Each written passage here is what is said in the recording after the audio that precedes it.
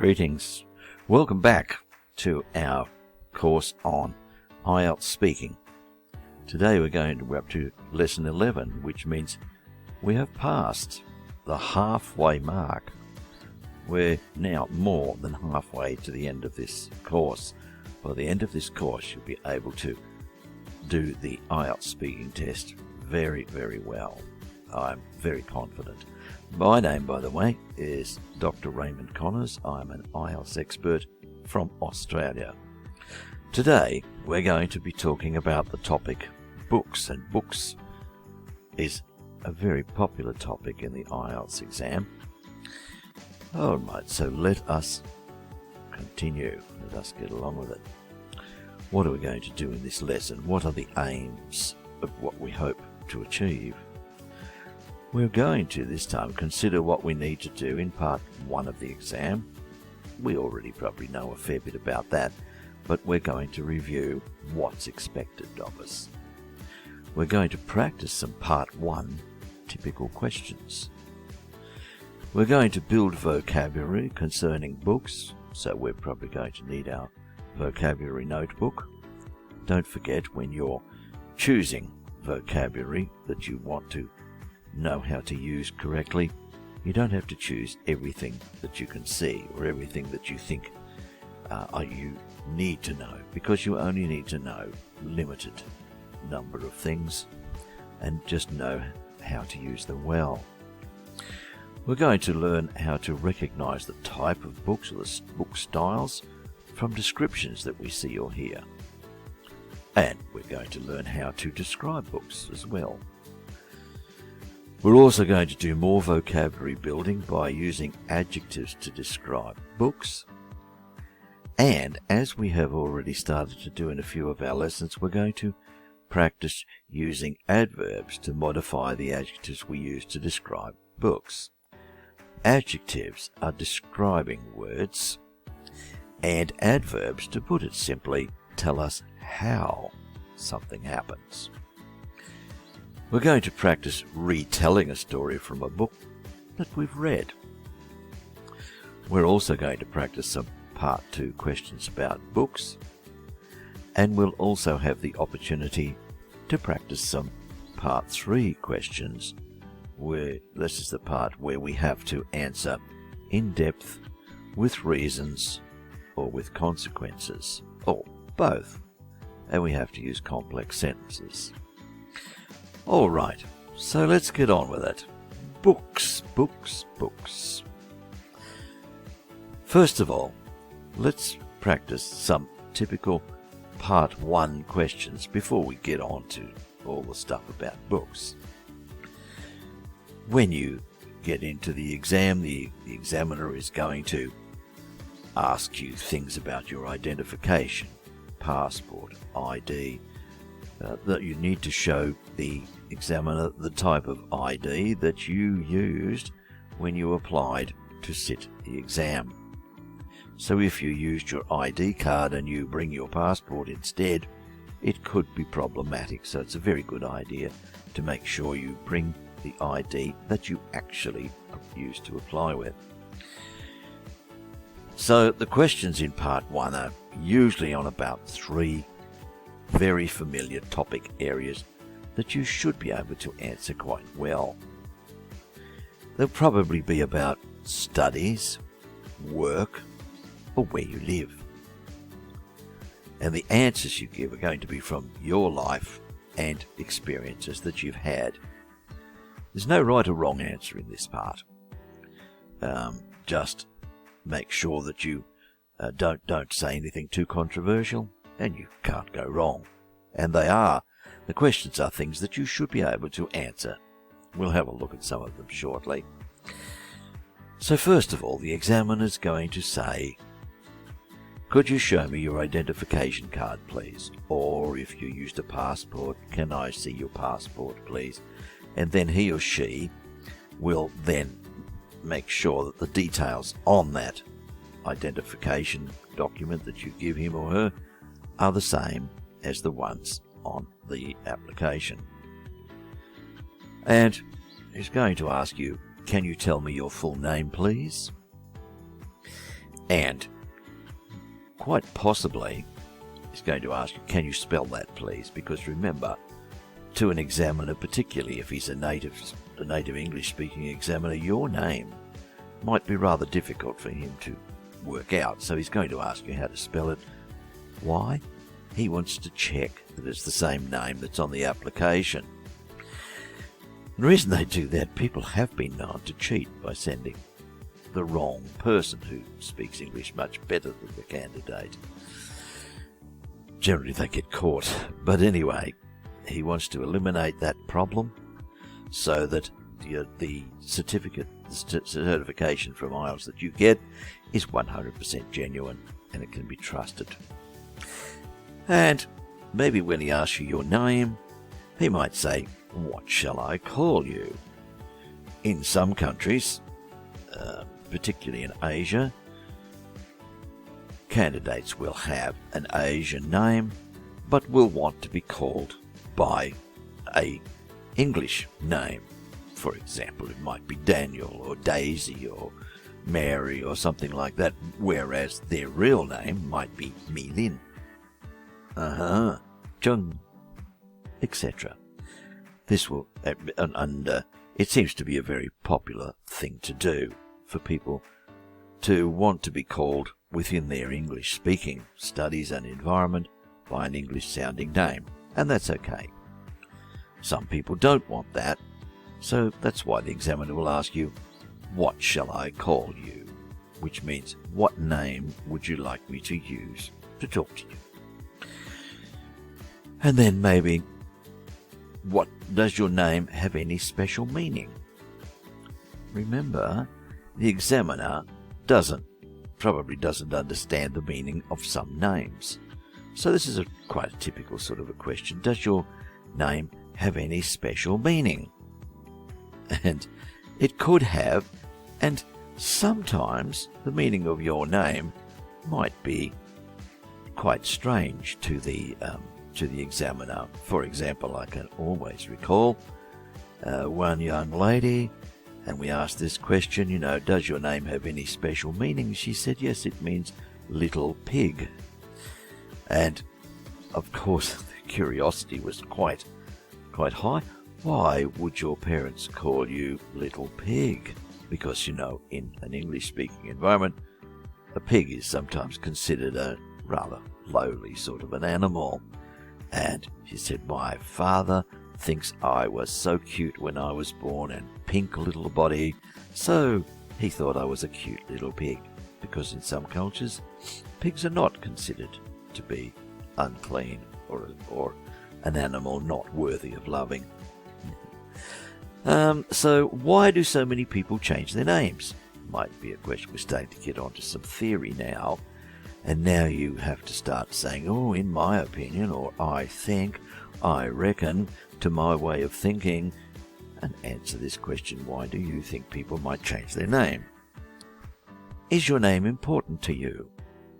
Oh yes, my name's very important to me because, remember the hidden question, why? Is your name important to you? Oh yes, my name is very important to me because it was given to me by my father, and it is actually the name of my great-grandfather, and he was a great warrior in the past. And so therefore I'm very proud of my name. So yes, it's important to me. Then we'll get on to more mundane questions, and they will generally be like this. Where do you come from?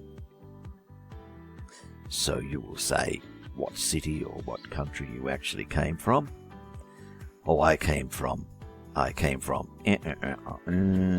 couple of years ago to study here in UK, because, remember the hidden question that you don't want to leave the examiner to ask, because, and where do you live?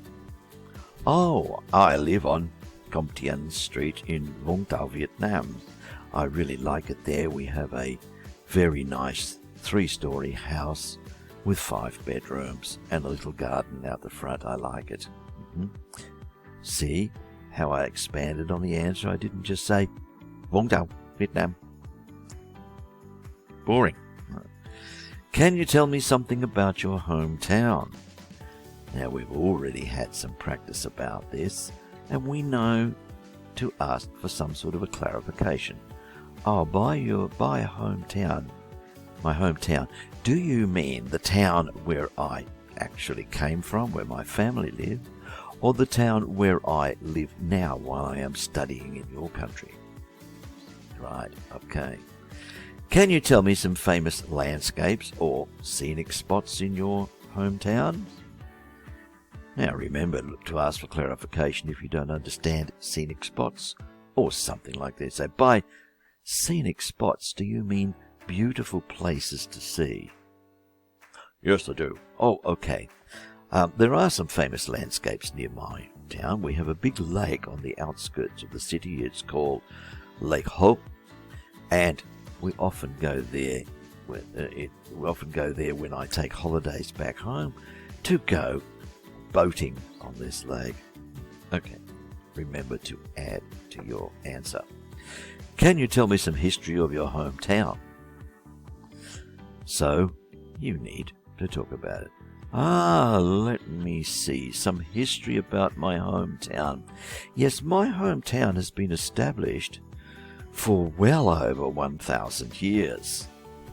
It was established by blah, blah, blah, blah, blah, blah, blah, blah, blah, blah, blah, blah, and go on about that. Wow.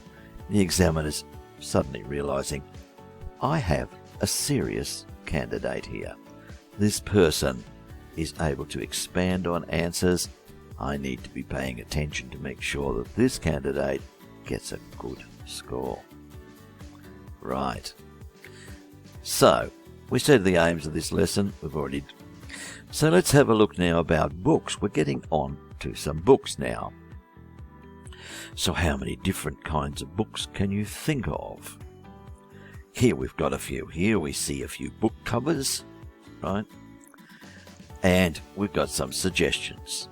A travel guide. Of course, everybody knows about the book The Lonely Planet. We always see the foreigner walking around with a lonely planet, and it tells him about restaurants that are good, restaurants that are bad, places to see, how much it should cost. But we have to realize that maybe the Lonely Planet book that he's got in his hand might be a bit old, so the prices might not be relevant. Okay, a travel guide. A novel. A novel is generally a story. A story.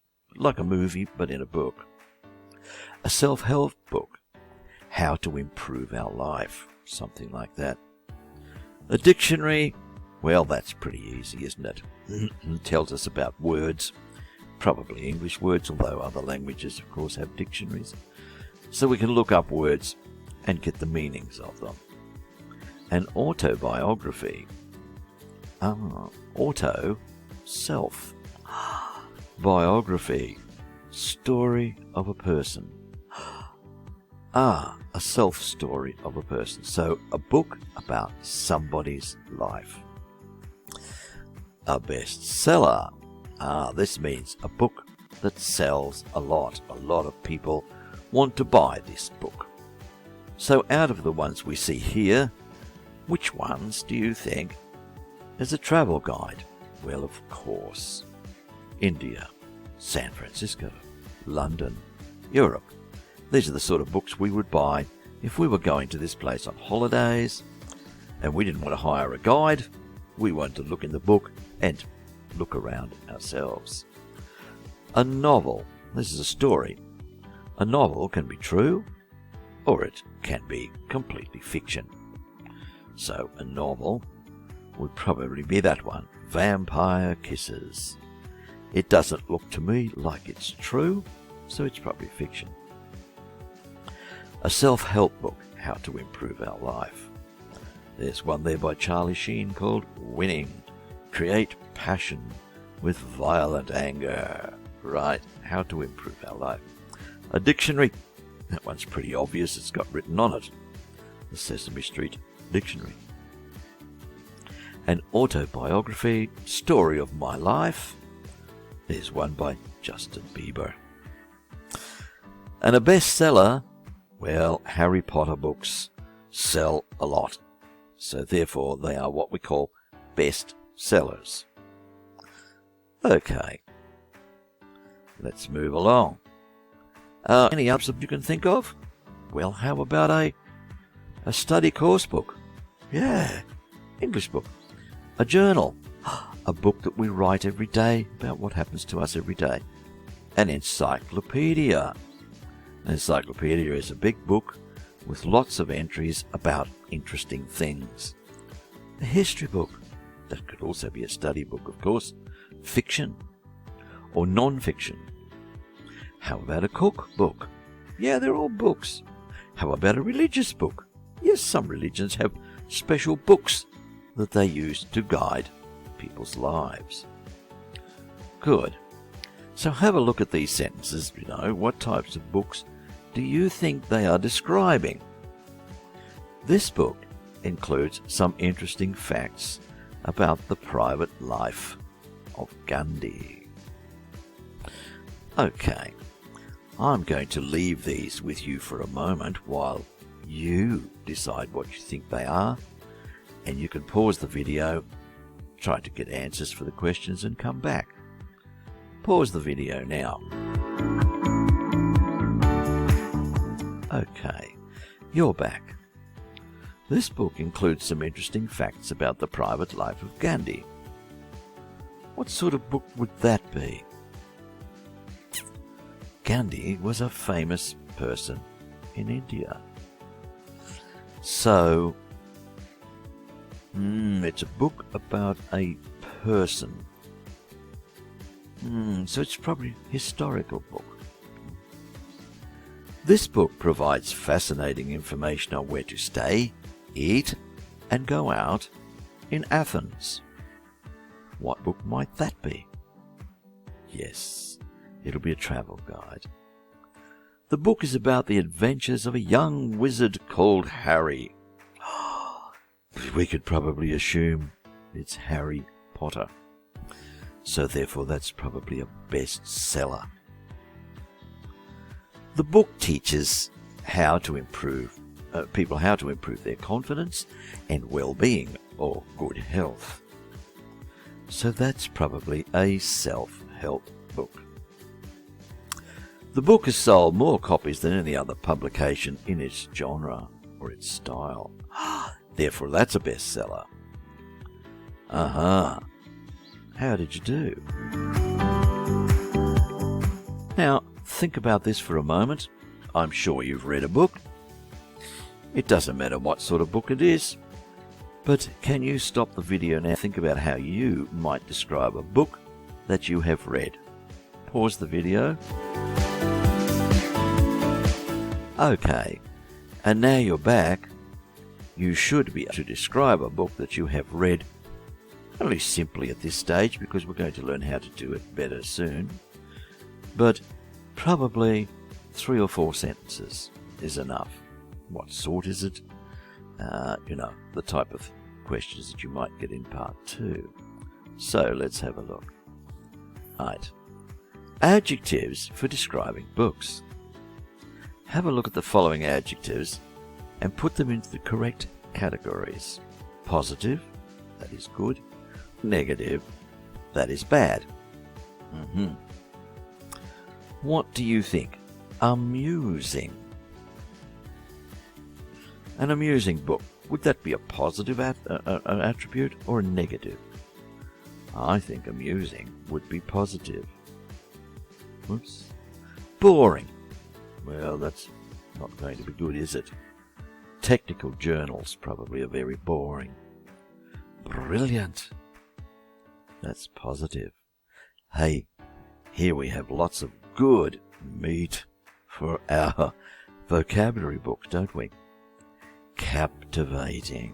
It means I was captured by this book. I really didn't want to stop reading it. Confusing. What's going on in this story? I really can't understand it. Deep. Means it has some very, very deep and sincere meanings. Easy to read. That's good, isn't it? Enjoyable. Yeah, that's probably almost the same as amusing, isn't it? I liked it. Enjoy-able. Anything with able at the end in English means able to be something or other, able to be enjoyed. Entertaining. Entertaining is probably a positive thing. Funny. Of course, if it makes us laugh, we're going to like it. That's positive. Hard to read. Negative. By hard to read, they mean it's difficult to understand what the author is trying to say. Hilarious. Well, that's the same as funny. Makes me laugh. Inaccurate. Not accurate. Not really true. That's probably not good. Informative. Does it tell us something really good? So therefore that will be positive. Predictable. We know what's going to happen. Silly. Crazy book. Crazy. Maybe that's positive. Maybe that's negative. Depends what you need. Uninformative. In other words, it didn't really help me. It didn't tell me anything. Well written.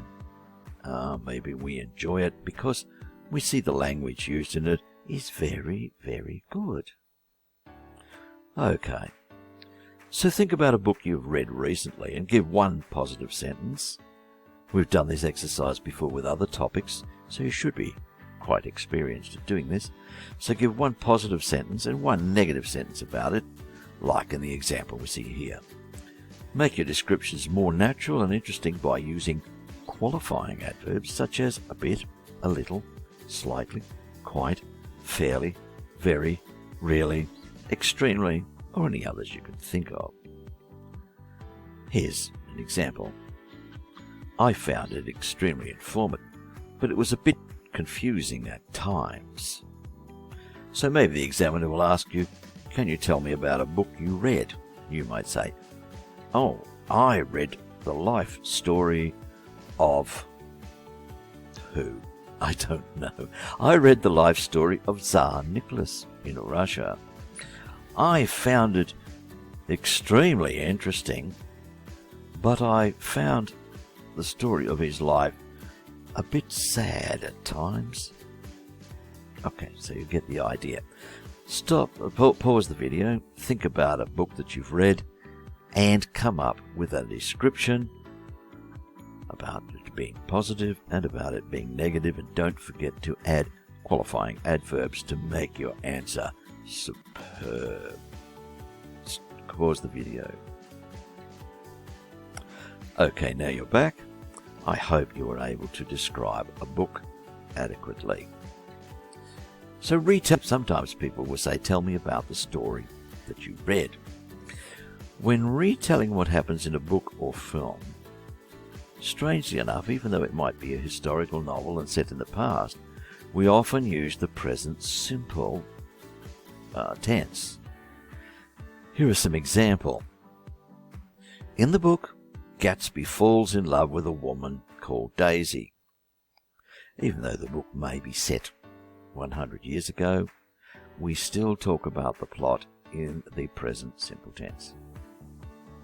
The main character travels into space. If we're describing a film or a movie, we would still use the same structure. At the end of the book, Bond finally meets his enemy. Of course, there's no reason why we wouldn't use the past tense. It's just that this is the usual way to do it. Right. So think about a book that you have read or a film that you've seen and describe the story in a few sentences by using the present tense. Okay, pause the video and come back to me shortly. Pause now. Okay, please tell me a little bit about the book that you read or the movie that you saw. Tell me the story. So, if you tell me the story in the present simple tense and I am the examiner, I will realize that you know how to do this and that you are a serious candidate. Right. So practice some part 2 questions now. Don't forget to use a mind map. We know how to do that. Prepare for 1 minute. 2 minutes to talk. Include everything shown in the question and start by rephrasing the question, end with a conclusion. Right. Describe a book that you have read recently. You should say what type of book it is, what it is about, how long it took to read it, and say what you thought about it. Right.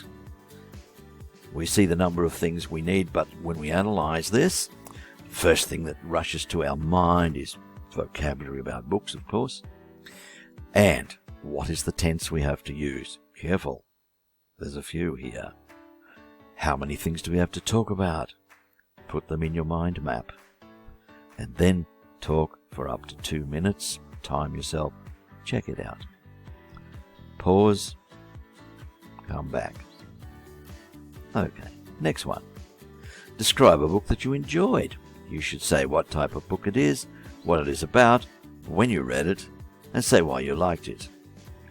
Yes, these are repetitive sort of questions, but practice makes perfect. Pause and come back. Okay, I hope you did well. Describe a book you are reading. Notice present continuous tense. You should say what it is about, when you read it, how long you've been reading it for, and say what you like about it. You know what to do. Pause the video now. Come back. Right, you're back. I hope you did that well. Some part 3 questions now. Just to think about these. You will know how to answer these by now, I think, quite well. How has life changed over time in the countryside? Do you think it's better to live in the countryside or in the city? Do you think that landmarks will make a city more famous? Why? What interesting things can we do in big cities? What's the difference between living in the city and the countryside? Okay, we've had questions like this before. Very similar. Not the same, but similar. Why do we keep repeating these types of things? Because these are the very popular questions that come up in IELTS. And you need practice, practice, practice, because that makes perfect. Pause the video, see if you can answer these questions, and come back. Okay, you're back. I hope you did well in answering these questions. I'm sure you did. So the aims of this lesson, and did we succeed? Did we consider what we need to do in part 1 of the exam? Talking about how we show our ID and the simple questions that are asked in part 1. Do we practice some part 1 typical questions? Yes, I think we did. Did we build some vocabulary concerning the topic of books? Yes. Did we learn how to recognize book styles from descriptions that we talk about them? Yes, we did. Did we have more vocabulary building by using adjectives to describe our books? Yes, we did. Do we practice using adverbs to modify the adjectives we use to describe books? A little bit. Blah, blah, blah. Yes, we did. Do we practice retelling a story from a book that we've read? Yes, we did. Did we practice some part 2 questions about books? Yes. Did we practice some part 3 questions that required more extensive answers? Yes, we did. We've done well, haven't we? I think we've done extremely well. Alright, so that's the end of this lesson. There's no quiz at the end of this one, because this one took a little bit of time. But our next lesson, we will continue on part 2 strategies and, of course, other ones. So this is the end of lesson number 11. We are now at the halfway mark. Congratulations. We're on the downhill slide. Now, things should be easier now because you know lots of tactics and lots of ways to attack this most difficult exam? Well done. And so we progress in our IELTS speaking course to lesson number 12 out of 20. Only 8 to go after this one, and we will have completed everything that we really do need to know about how to do very well in the IELTS speaking exam, and practiced a lot of it. My name's Dr. Raymond Connors. I'm an Australian IELTS expert, and I've been teaching IELTS for almost 30 years. Now, today we're going to be talking about hobbies. We're going to build our vocabulary, and we're going to practice more on part 2, particularly of the IELTS exam, and talk about hobbies, things that we like to do. So, what are our aims going to be in this lesson? Well, we're going to have more practice of part 1, part 2, and part 3 question answers. We're going to do some vocabulary building on the topic of hobbies. And we're going to practice using some less common adverbs of frequency. And we're going to do some vocabulary building using reasons as to why people do hobbies. Okay, shall we go? But before we go, what do you think is the hobby of the lady over here? Have a look at the evidence. What is she holding in this hand? What's she holding in that hand? The clothing really doesn't have much to do with her hobby, but I wonder what we call that hobby. Okay, so let's practice before we really get into this some typical part 1 questions that you could possibly be asked in the IELTS exam. When you first come in, we already know now that the examiner will check the details of the documentation we used as identification and ask us things like what's our name and how do we spell it and things like that. Alright, so here are some questions that come after that, and these are very typical. Are you a student, or do you have a job? Don't forget, when you answer this, you have to say, oh, I'm a student, but make sure you add more to your answer. I'm a student and I'm studying electrical engineering at the Beijing University of Electrical Engineering, or something like that. Or do you? Or you would say, oh, I have a job. My job is as a train conductor for the Trans-Siberian Railway, and my head office is located in Irkutsk. Okay, you get the idea. What do you like most about your study? What kind of job do you prefer after graduation? What is your major? Major meaning the most important part of your course. What do you do for a living? Here's a different way to say what is your job. To do something for a living is the same as saying my job is. Could you tell me a typical day of yours? How did you get your job? Are you satisfied with your job? Remember, if we're going to answer questions like that, are you satisfied with your job? Yes is not enough. Yes, I'm quite satisfied with my job because I really enjoy it, and in the future I'm going to be lucky enough to be promoted simply because of my effort and the time I put into it. Okay, good.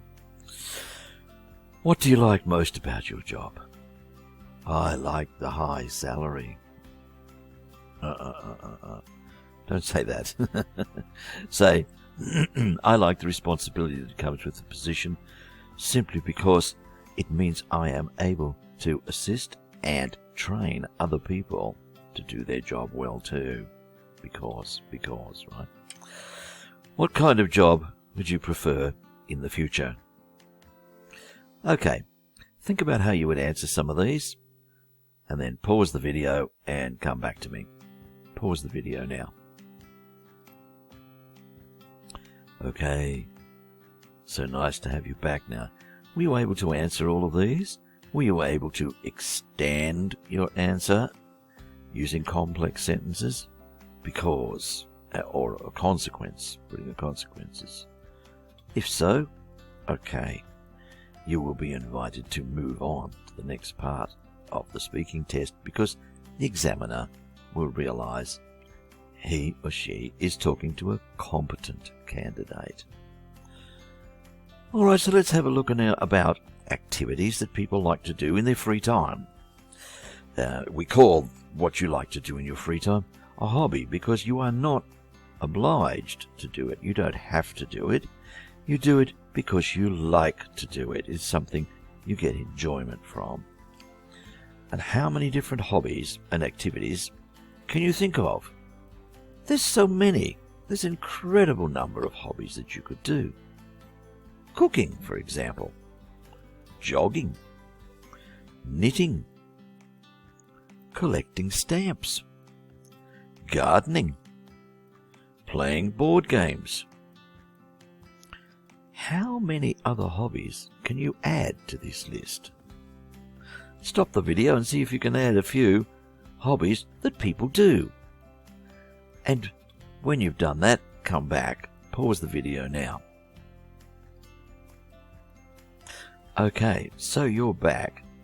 Of course, the ones we see here are not the only hobbies in the world, are they? There's lots. There's lots and lots of things. Anything that you like to do in your free time, we could consider a hobby. Right. So, let's have a look about the ones that we've got here pictured. Cooking. We can see what that guy's doing. He's cooking. Jogging. Yes, running along. He's keeping fit.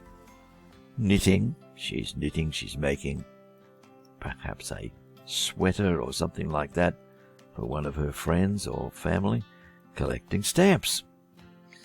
Probably not as great a hobby as it used to be. Collecting stamps was a great hobby when I was young, because it would give us an insight into the culture of other countries. Gardening. Yes, a lot of people like gardening. Playing board games. So those are just a few. But of course, there are many more. How about hiking in the mountains? Listening to music, or playing a musical instrument, or singing, or reading, or watching TV, watching birds, bird watching, looking after animals, traveling, learning foreign languages. Oh, there are so many.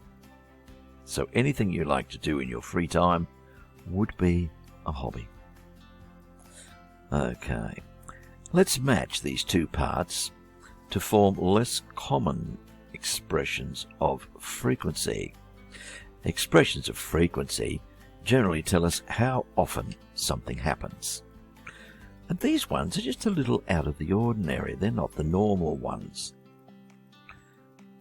Every, on a, whenever, every, two everys. Okay. So, and down the other side, I can, daily basis, now and then, other day. Which ones match up? Pause the video, see if you can match them up, and come back and we'll check it. Pause now. So you're back. Excellent. Let's see what we think, what we might say less common. Every other day. That means today I might do something and I won't do it tomorrow, but the next day I'll do it again, and then the next day I won't, and then the next day I will. So we might say, I like to go swimming every other day. So every 2 days I go swimming. On a daily basis, I practice singing on a daily basis. that means I do it every day. We could say, I practice singing every day. However, if we can vary our vocabulary a little bit, the examiner is mighty impressed. I practice swimming on a daily basis. Whenever I can. I like to sing karaoke whenever I can. That means when I have the opportunity or when I have the chance. Because maybe we can't do it every day because we're too busy or we're taking care of our family or many other things.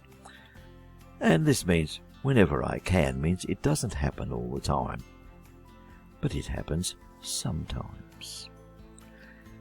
Hey, and then look at this. We've only got one left. We've got to get it right, haven't we? Every now and then. Funny expression, now and then. It means sometimes.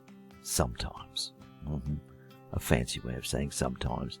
So now we have some unusual expressions that can replace expressions that normal IELTS candidates will use. But if you can use something like this, your score will go up compared to those other people who use the normal ones.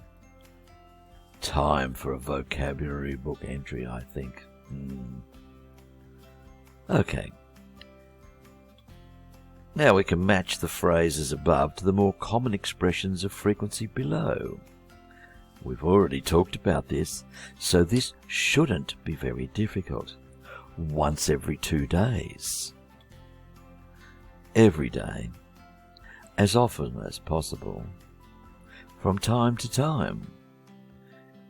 So you can pause the video, match these up, and come back. Pause the video. Okay, so you're back. So now we see a lot of different ways of saying the same sort of thing. This broadens our vocabulary considerably. What about once every 2 days? Which one do you think that is? Right, it's every other day. We already talked about that, didn't we? And every day? On a daily basis. We can use either of these expressions every day or on a daily basis. It doesn't matter. As often as possible, whenever I can, or whenever I have time. From time to time, well, it has to be the only one left. Every now and then. How did you do? I'm sure you did okay. This is not quite as difficult as it sounds, is it? But we now have a few different types of expressions which most candidates will probably not be able to use, but you will. And you will score better. Right, let's complete the possible reasons why someone would do a particular hobby. Why do you like stamp collecting, for example? Oh, it helps me to relax. It helps me to research details about other people's cultures or their country or whatever. It intrigues my interest. Okay. Here are some words that we can use. Broadens, fit, relax, relaxing, relieve. So what words could we put in these gaps here? I find it very It helps me It keeps me It my knowledge. It helps me stress. 1, 2, 3, 4, 5, and 5 sentences to fill. Don't forget to continue building your vocabulary by entering new words in your vocabulary book, because the minute you write something down, it increases your chance of remembering it a lot. It really does, because you're having to concentrate on how to spell it, how to make it look. Is it tidy? Is it neat? Are there other words that mean the same? Yeah. All right. What do you think? Can you fill the gaps? Pause the video and come back to me. Pause now. Okay, so now we're back. I find it very relaxing. I find we say something is ing, right? I find it very relaxing. Not I find it very relaxed. I find it relaxing. I am relaxed. It is relaxing. It helps me relax. We could say it helps me to relax, but it's more common in everyday language to leave out the to. Both is correct. It keeps me fit. So therefore we know we need an adjective there. It keeps me fit. Fit is another word for healthy and full of energy. Fit. It's something my knowledge. Broadens my knowledge. To broaden something means to make it wider. And we can use this expression about my knowledge or my thoughts. Something broadens my understanding. Something broadens my knowledge. It helps me something stress. Well, we know it's going to be a verb. Relieve. To relieve some sort of difficulty means to make the difficulty less. So it helps me relieve stress. Of course, this could be any sort of hobby. So what about this one? I find it very relaxing. Can you think of a hobby that you would find very relaxing? I'm sure there's plenty. What about it helps me relax? Of course, it would be probably the very same hobby. It keeps me fit. Well, what could it be that keeps you fit? Running? Swimming? Climbing trees? Sewing clothes? I don't know. It broadens my knowledge. Surfing the net. Broadens my knowledge. Reading books. It helps me relieve stress. Maybe you want to do exercise. You want to do yoga, meditation. Who knows? Anything that will relieve your stress. Very good. Let's do some practice now about part 2. Don't forget a mind map. Make a mind map, a plan for 1 minute. And you get 1 minute to prepare. And then you need to speak for up to 2 minutes and cover everything. Here we go. Describe an activity that you enjoy. You should say where you do it, who you do it with, how often you do it, and say why you enjoy it. Pay attention to the tenses of the questions. You should answer in the same tense that the questions are asked. We should know that by now. That's part of our analysing the question. Also, when we see an activity, blah, blah, blah, we see this word activity, our mind starts to think about things to do. Hobbies, for example. And we have a number of things to talk about. We know how to do that now. We've had plenty of practice at answering part 2 questions, and the more we do, the better we get at it. Okay. Pause the video, get an answer, and come back to me. Pause now. Okay, so you're back. How did you do? Did you analyse the question? Did you use the correct tenses? How many things did you talk about? Did you take about 1 minute to make your mind map or list of things that you're going to talk about? And when you spoke, you timed yourself. How close to 2 minutes was it? Hey, if it's 1 minute and 50 seconds, it's okay.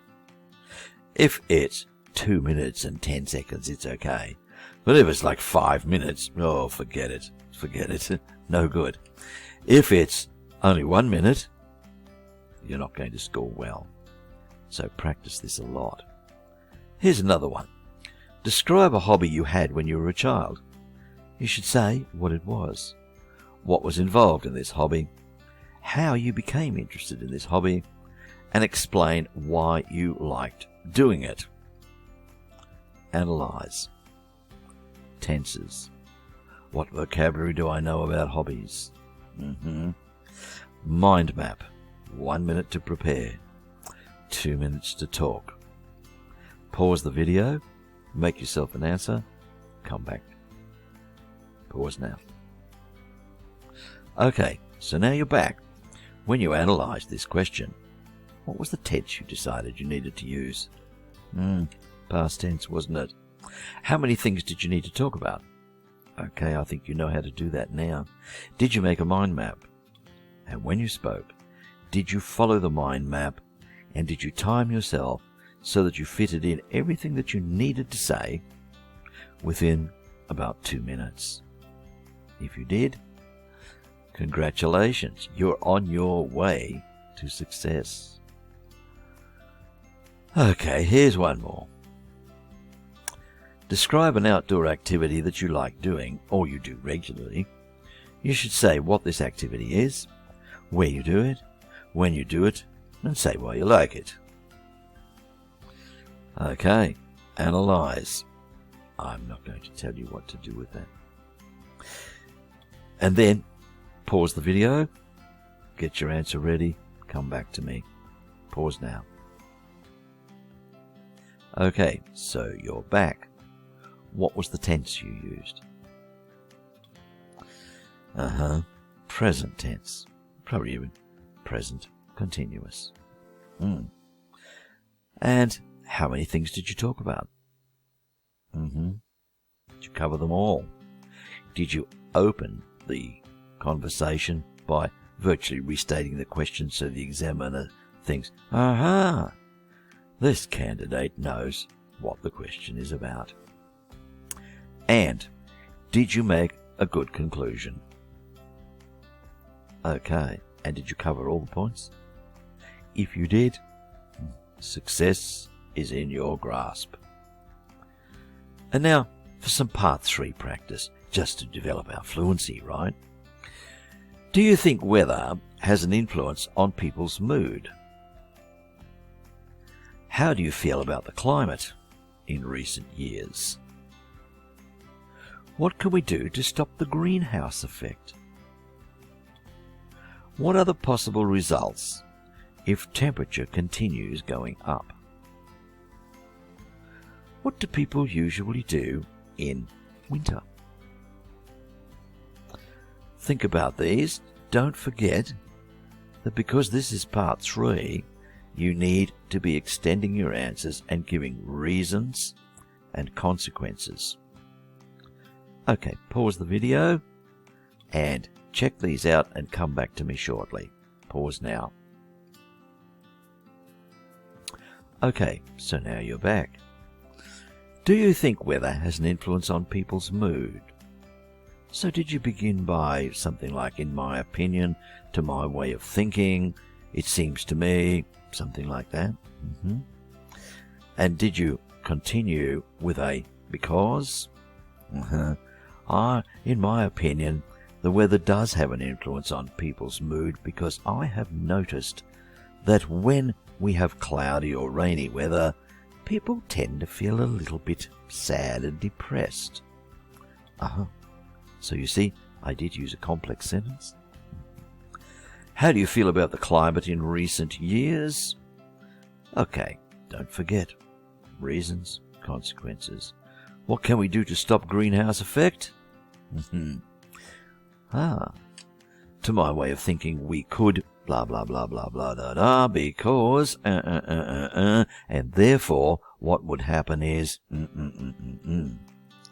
Okay, I think you've got the idea of what you have to do with these. The more you practice, the better you get, it becomes like a second nature, where you don't have to think so much about it. Don't forget, entries in vocabulary book, important. So, let's see, what were the main aims of our lesson? But before we think about that, what is the hobby that this lady does? She is involved in archery. Archery. She shoots arrows from a bow. In the olden days, before we had guns and things like that, this was the way that we attacked animals for meat, or in a wartime situation, this was how we injured or killed the enemy from a distance, and did it in reasonable safety. Okay, so did we, like this archer, did we hit our aims in this lesson? Did we do some more practice on part 1, part 2, and part 3 question answers? I think we did. Yes. Did we do some vocabulary building on the topic of hobbies? If you entered some of the words into your vocabulary book, yes, we did. Did we practice using some less common adverbs of frequency? Yes, we did. We talked about every other day, when I can, things like that. Yes, we did. Did we do some vocabulary building using reasons why people do hobbies? Yes, we said it's relaxing. It relaxes me. It relieves my stress. So yes, we did that. So, we succeeded. Did you notice that in a lot of our lessons now, we're starting to use part 1 questions, part 2 questions, and part 3 questions? This is because we need to know how to flow from one part to the next seamlessly without it looking like it's a big problem for us. And our confidence should be starting to grow very well by now, because we are getting to the point where we can answer part 1 questions without thinking too much. Part 2, we have practiced so much that it should be second nature now. And part 3 questions, we know that we have to expand our answers, giving reasons or consequences. So we are getting rather good at this, aren't we? Good. And now we're actually practicing all the parts of the speaking test. But just before we go, a little word about something that happens a lot in English, and that is word stress in a sentence. In some languages, we have tones. Now, word stress in English is not quite the same as tones, because in a tonal language, the tone probably uses the same word, but the different tone makes that word different meaning. But in English, we don't have that luxury. We have a word for everything you can think of. We have a special word. So when we, in English, use tones, it's for stress. What we mean by stress is we normally might say a sentence, and the important word in that sentence, we will make it rather louder than the others. Or we will put more stress on that word so people understand this is the word that's important to me. Let's have a look at this sentence and I'll read it completely without any stress. I did not steal your money. Sound like a computer, don't I? Now that gives us some information, but it doesn't give us the information we're trying to convey completely. So have a look at this sentence. We're going to stress different words in the sentence.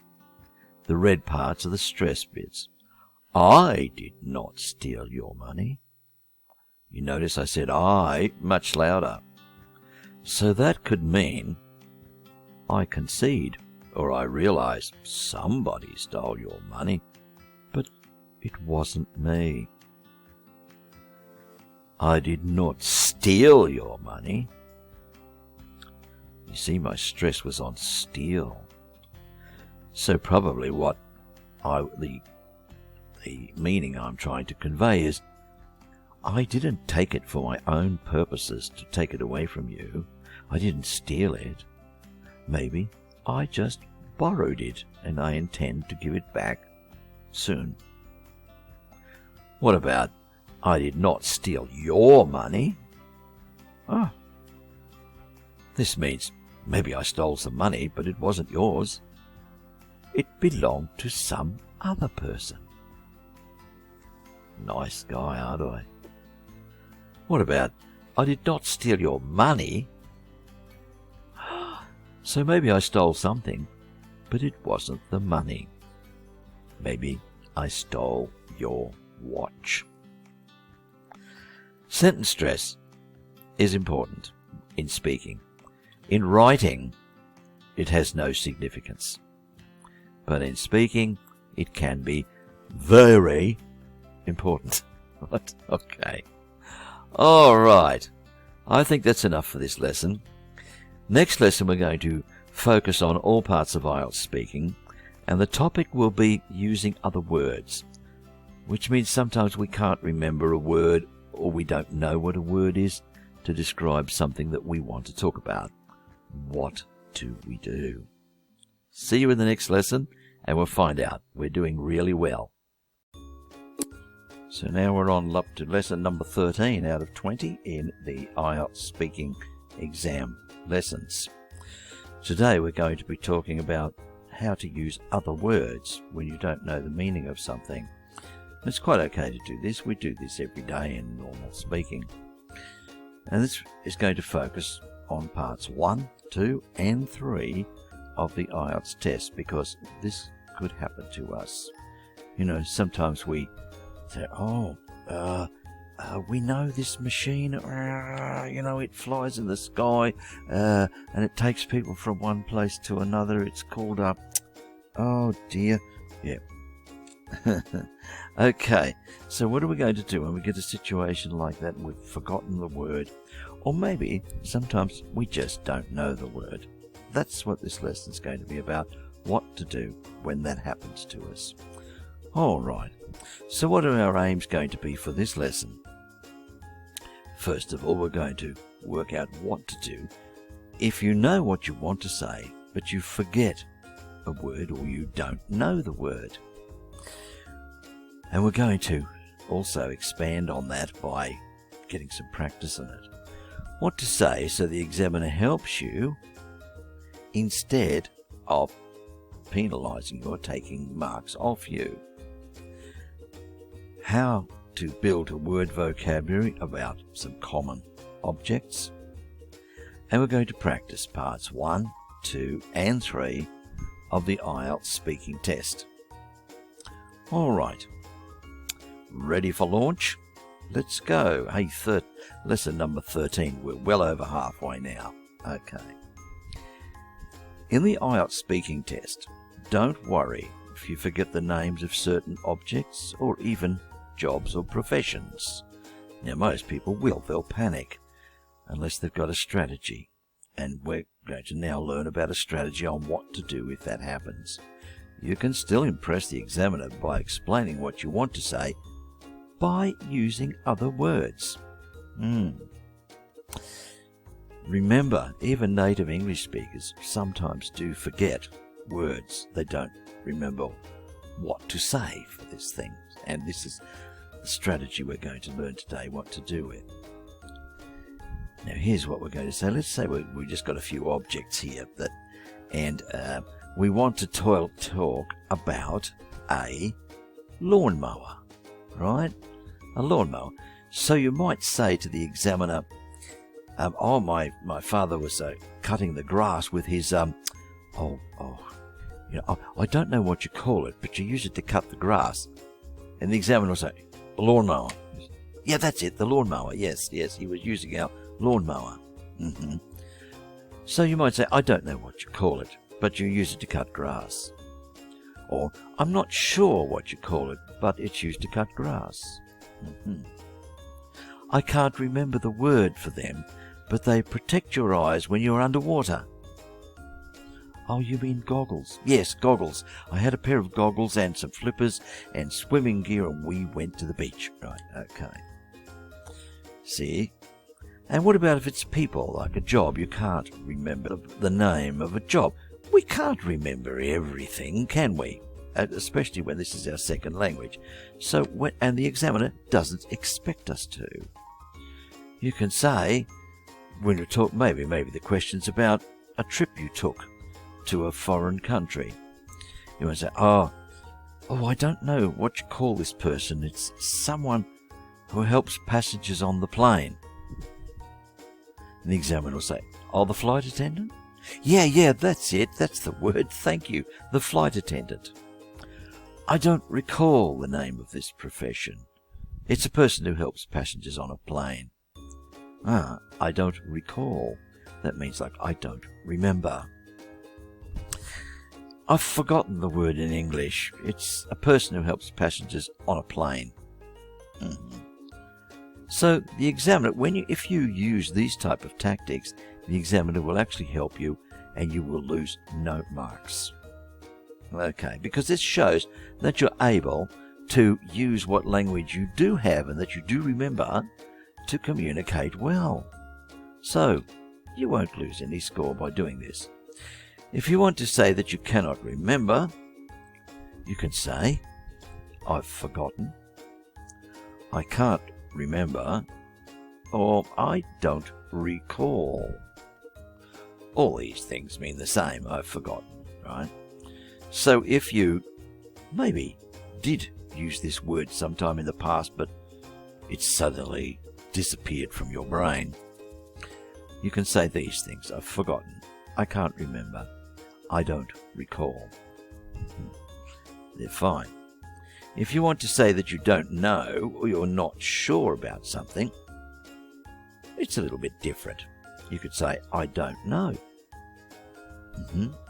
I don't know the word for this, or I don't know the phrase for this thing, or I'm not sure what we call this thing in English, but it keeps the air cool inside our house on a hot day. Air conditioner? Oh, yeah. Sorry, of course, it's the air conditioner. So now, how are we going to describe some of these things? We might not necessarily know the word, but usually we will know what it does. What we've got here on the left side is a whole lot of objects. A lawnmower, a mop, a stove, a pump, shoelace, a leash, goggles, a helmet, and crutches. Well, you probably do know some of these words. Hey, vocabulary book time, isn't it? But there are some that you're probably not sure what they're about. Now, we could say, when we're asking the examiner to help us with a word, we might say things like, I forget the name of this thing, but we use it to keep a dog under control, for example, right? So down here, the uses are clean the floor, cook food, cut grass, help you walk if you have a broken leg, inflate tires, keep a dog under control, protect your head, see underwater, tie your shoes. These are the expressions we might use if we can't think of the word. So now what we need to do is, I will need you in a moment to pause the video and see if you can match up the objects on the left side, 1 to 9, with their uses, A to I.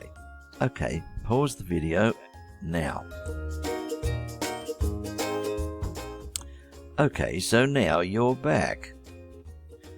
Of course, this is not particularly difficult, but you might have had to look something up in a dictionary to be sure. That's okay. Remember, in the exam you can't use the dictionary on the test. But let's see how you did. Which one is a lawnmower.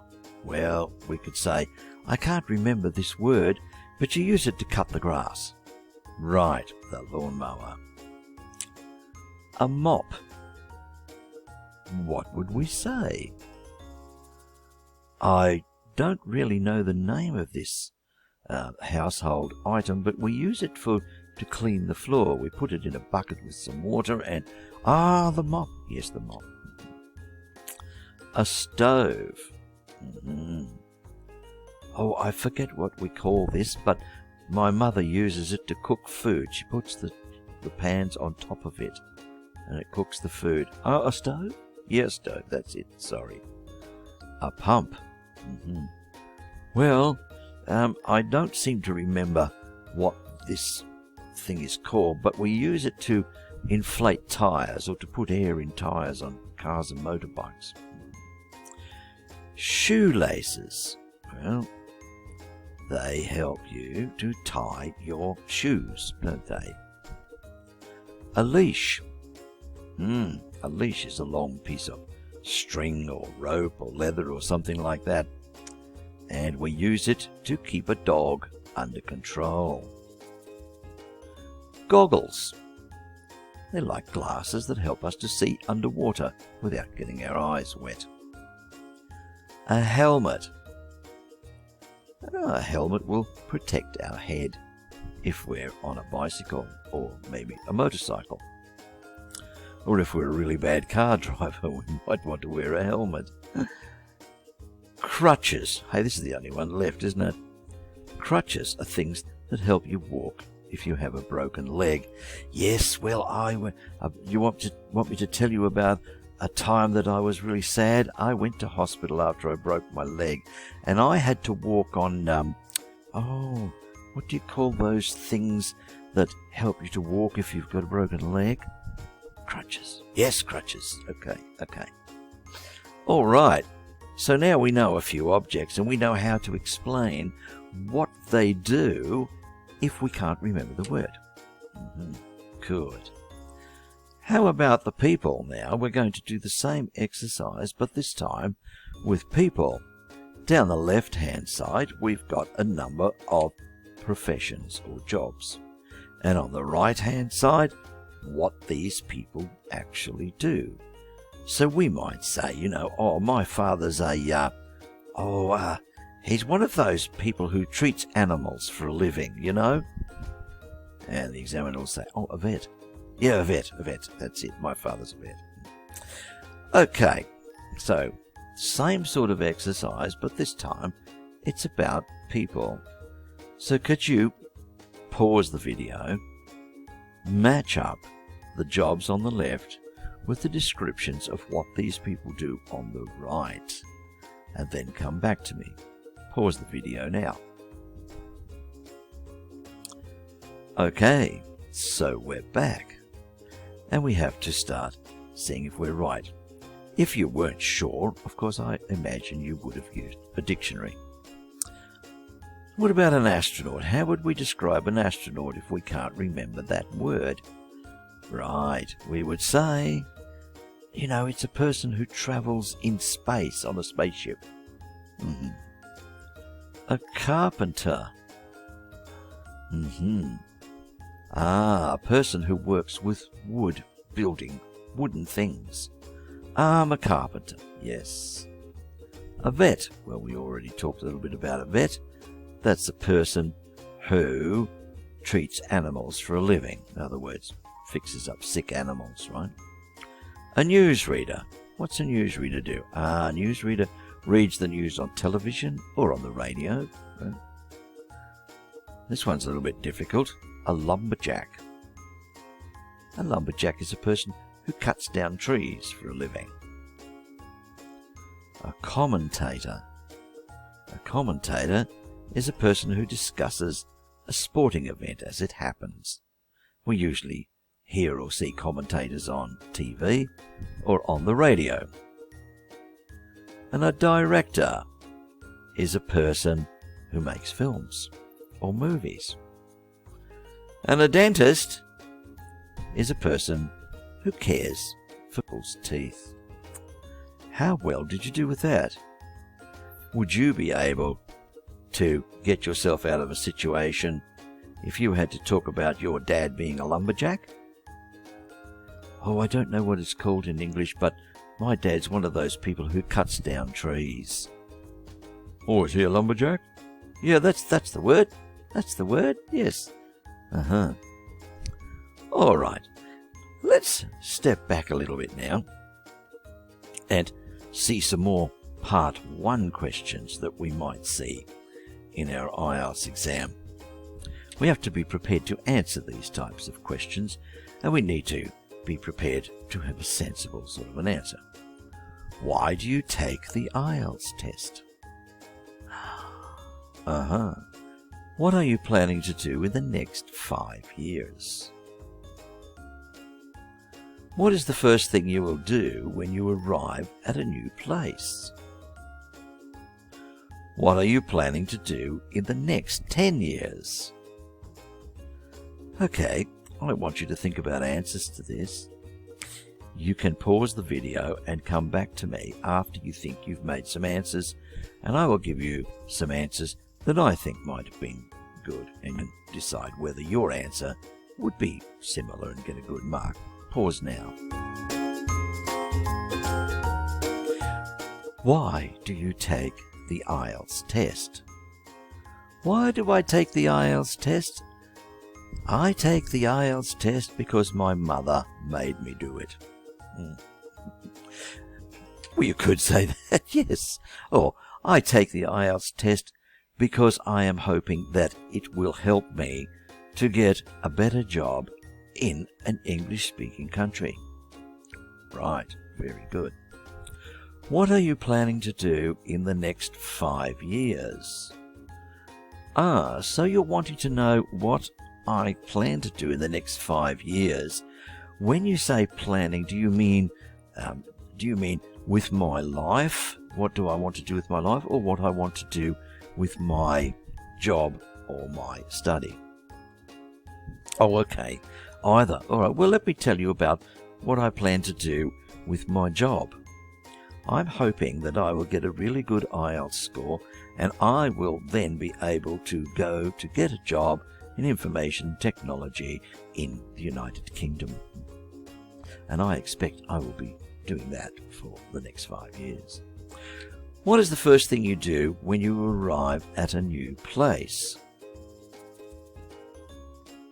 So you want to know what I would do when I arrive at a new place. By new place, are you meaning if I move to another country, or I move to another house within my own country? When I get to a new country? Wow, that's a really big and difficult question.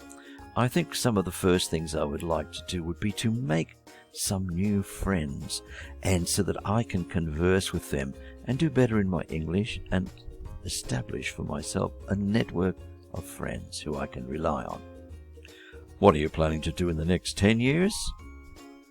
Over the next 10 years, I am hoping that I will have got a good IELTS score, and that I will have migrated with my family to Australia. I also plan that within the next 10 years I will marry my girlfriend or my boyfriend, and we will probably have 1 or 2 children by the time the 10 years is up, and we'll be living in our new country. Okay, you see, I expanded on each of the questions. I also used a few of the tactics that we learned about stalling.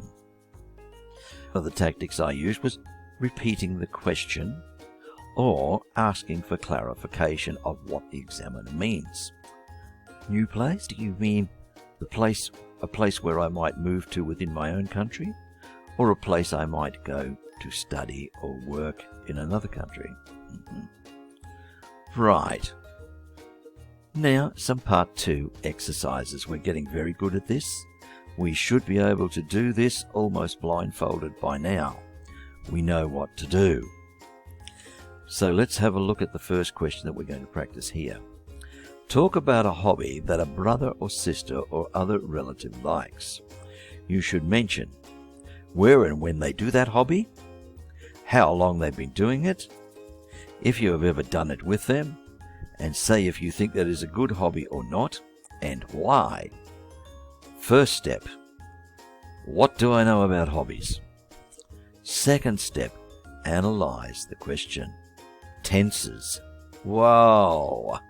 If we don't analyze the tenses in this, we could get it very, very wrong. Look at it. Talk about a hobby that a brother or sister, that is, now, present tense. You should mention where and when they do that hobby, present tense. How long they have been doing it, present continuous. If you've ever with them, and if you think that's a good hobby or not, and why. So, we've analysed the tenses. We now need to think about how many parts we have to talk about. An opening or restating the question. Oh, I'm going to put my brother likes doing. And then continue. The examiner will go tick, tick, tick as you go through all the things.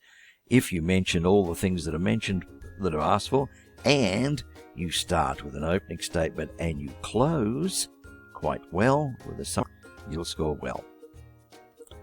Describe a place where you often go on your days off. You should say where it is, who you go with, why you go there, and say how it compares to other places where you could find you spend your free time. All right, we know what to do.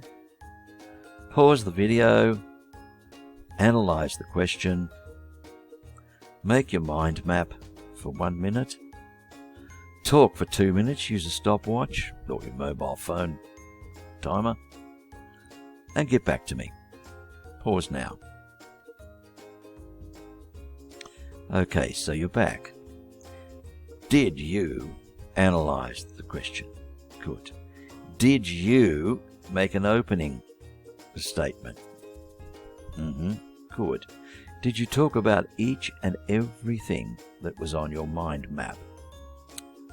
Good. And did you make a summary? Or did you close to let the examiner know you're finished?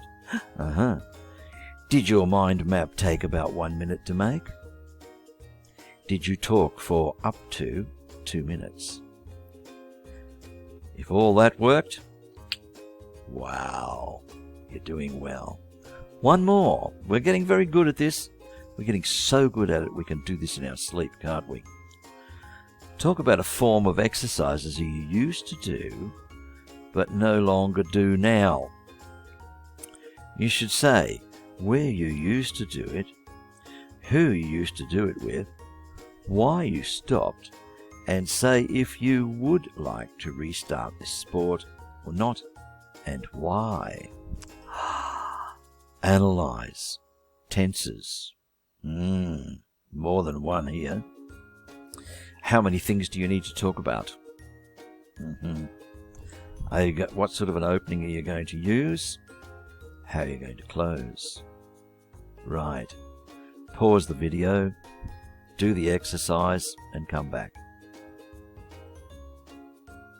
Okay, now that you're back, did you talk about all the things that you had to? Did you use an opening statement to say what it is you're going to talk about? Did you close? Did you talk for up to, but not much longer than 2 minutes? Did you take about 1 minute to make your mind map? Did you follow your mind map? In that case, you will score well. Very good. Okay. Now some more questions that could be part 1 or part 3. Most likely, part 3. Remember, with these, we have to add reasons or we have to add consequences. When you were a child, what did you want to be when you grew older? So what would we say to that? Oh, when I was a child. Not when I were a child, be careful. When I was a child, I really wanted to be an astronaut because I thought this was an extremely adventurous type of undertaking. However, When I got older, I realized that it was too dangerous when I had a family, so I never pursued it. Which profession do you consider dangerous? When your dog is very sick, what do you do? What work would you like to have if you worked in television? Who is Steven Spielberg? What do you do when you have a problem with your teeth? Okay, let's practice these. Pause the video, get some answers ready. Don't forget complex sentences, and come back to me. Pause the video now. Thank you. So you're back. Well, we did talk a little bit about the first one. So the second one, which profession do you consider dangerous? Of course, different jobs to be dangerous. And did you say what the profession was? Did you say why you think it's dangerous? Good. When your dog is very sick, what do you do? When my dog is very sick, I usually don't bother much about him at all because maybe we could eat him for dinner. Okay, so you need to add a consequence or add a reason. When my dog is sick, I very often take him to the vet because our dog is like a member of our family, and we want to make sure that he also has good medical treatment if he's not well. What job would you like to have if you worked in television? Okay, easy, isn't it? Who is Steven Spielberg? Now, maybe you've never heard of this guy. So you could say, I'm sorry, I really have never heard of this person before. Can you give me some hint? Right? Okay. And then, of course, the examiner will change the question. But just so you know, Steven Spielberg is a movie director. What do you do when you have a problem with your teeth? When I have a problem with my teeth, I generally go to the hospital and I see there's special doctors there who look after teeth. I can't recall their name. You know, they look after your teeth? Yeah, dentists. That's the word. I generally go to the hospital and I ask to have an appointment with one of the dentists. Good. So our aims for the lesson, did we cover them? Did we talk about what to do if you know what you want to say, but you forgot or don't actually know the word? Yes, I think we did. Did we talk about what to say so the examiner helps you instead of penalises you? Yes, we most certainly did, because this is important.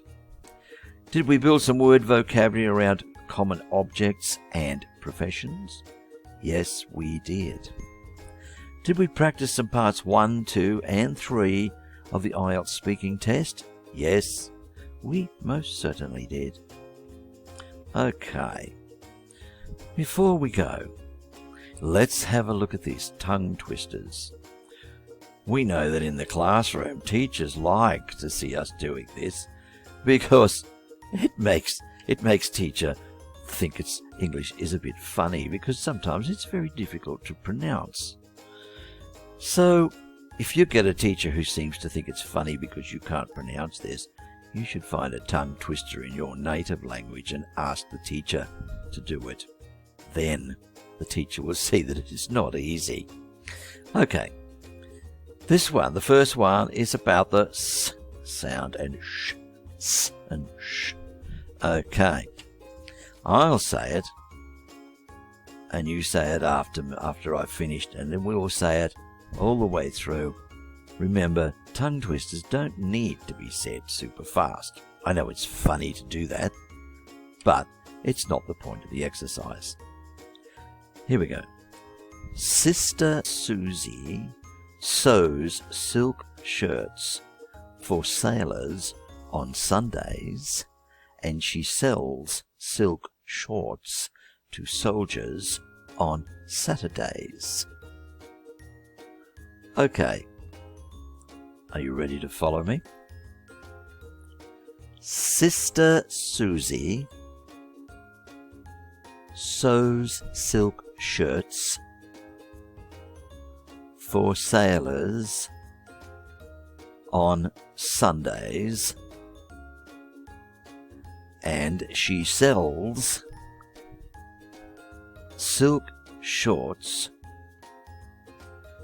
to soldiers on Saturdays. Sister Susie sews silk shirts for sailors on Sundays, and she sells silk shorts to soldiers on Saturdays. Practice it. If a dog chews shoes, whose shoes does he choose? If a dog chews shoes, whose shoes does he choose? Right, almost at the end of this lesson now. That's all for this lesson. And in our next lesson, we'll focus on parts 1 and 2 of the IELTS speaking test again. And the topic will be photographs.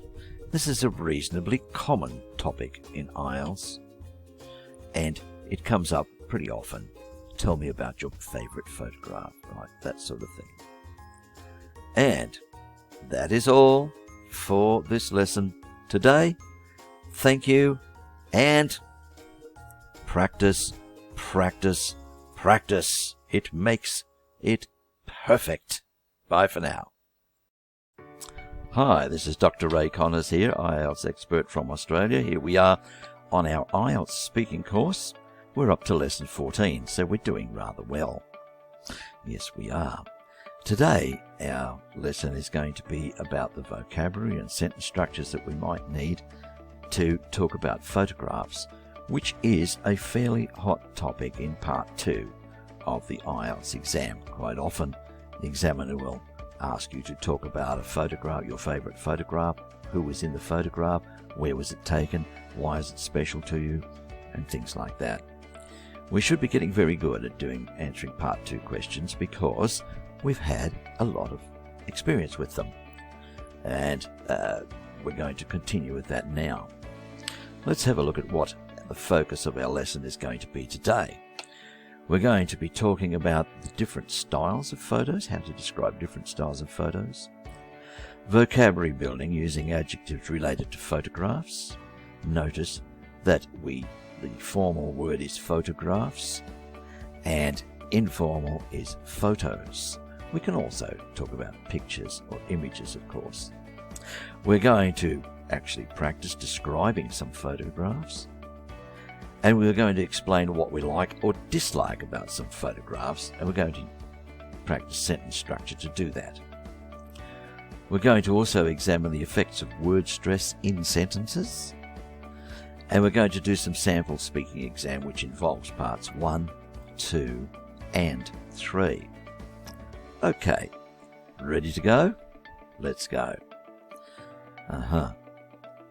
So here we go. We see 1, 2, 3, 4 different photographs, and we're going to talk about the types. Have a look at them, and we see the words a portrait, a landscape photo, a selfie, and a panoramic print. So what do they mean? A portrait is generally a photograph or a picture of somebody's head and shoulders. A landscape photo generally shows a piece of the countryside, a piece of the city, or something like that. A selfie, well, if we have a mobile phone, we all know about selfies. The photographs we take of ourselves and our friends together. And a panoramic print is the print of maybe a couple of photographs which are what we call stitched together to make one long photograph. Okay, so what I want you to do now is have a look at these photographs and decide from what the description we've just talked about, which one belongs to which description. You can pause the video and come back to me. By the way, just a thought, these videos generally run for about 30 minutes. But if you do the exercises in them by pausing the videos when I suggest it and doing the exercises and then coming back, you extend the value of the 30-minute video to probably between 60 to 90 minutes. Alright, so now pause the video when I say and see if you can match these up. Pause now. Okay, so now you're back. A portrait. We said that a portrait is generally a photograph of somebody's head and shoulders. So therefore, the portrait is the photograph showing the young lady here. The picture is generally taken with her in a posed position. That is, the photographer will tell her how to hold her hand, where to put her, how to open her eyes correctly, etc. You will notice that her hand, for example, looks like she's resting her chin on it, but in reality she's not touching her chin at all, but it looks like it is. Generally, a portrait is posed by a photographer. Photograph, photographer. Notice the stress difference. Okay. The only word in English that has got such complicated stresses. A landscape photo. Well, we said a landscape photo involved taking pictures of the countryside or the cityscape or something like that. Okay, there's a landscape photo. It's a photograph of the land. It's got trees, fields. It looks like a crop of something or other, probably grapes, the sky. It's probably been digitally enhanced after being taken because the sky is a unnatural sort of a colour. A selfie. We know about selfies if we've got a cell phone. We all do it. We all take selfies. Yes, we do. They're fun things. Generally, they're the sort of informal photograph of not particularly good quality that we will put on a social media page. And a panoramic print, that's a large photograph. There are special types of cameras for taking panoramic prints, but it is possible to what we call stitch together a number of photographs to make it look like we have used the camera and pointed it all around, probably 180 degrees. These are very popular for things like banners, advertising banners, or for a banner in your social media. Okay, let's carry on. Describing photographs. Have a look at these adjectives to describe that we see below and discover their meaning in a dictionary. You might want to have a look in a dictionary to see all these words. And of course they are not directly related to the pictures we see, but let's look them up and find out what they mean. But let's see how we pronounce them first. You can practice pronunciation here, and of course you can put these in your vocabulary book. Amusing. Amusing. Digitally altered. Digitally altered. Changed. Professional. Artistic. Dusty. Unforgettable. Badly taken. Grainy. Unusual.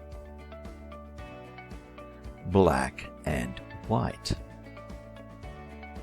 Memorable. Well taken.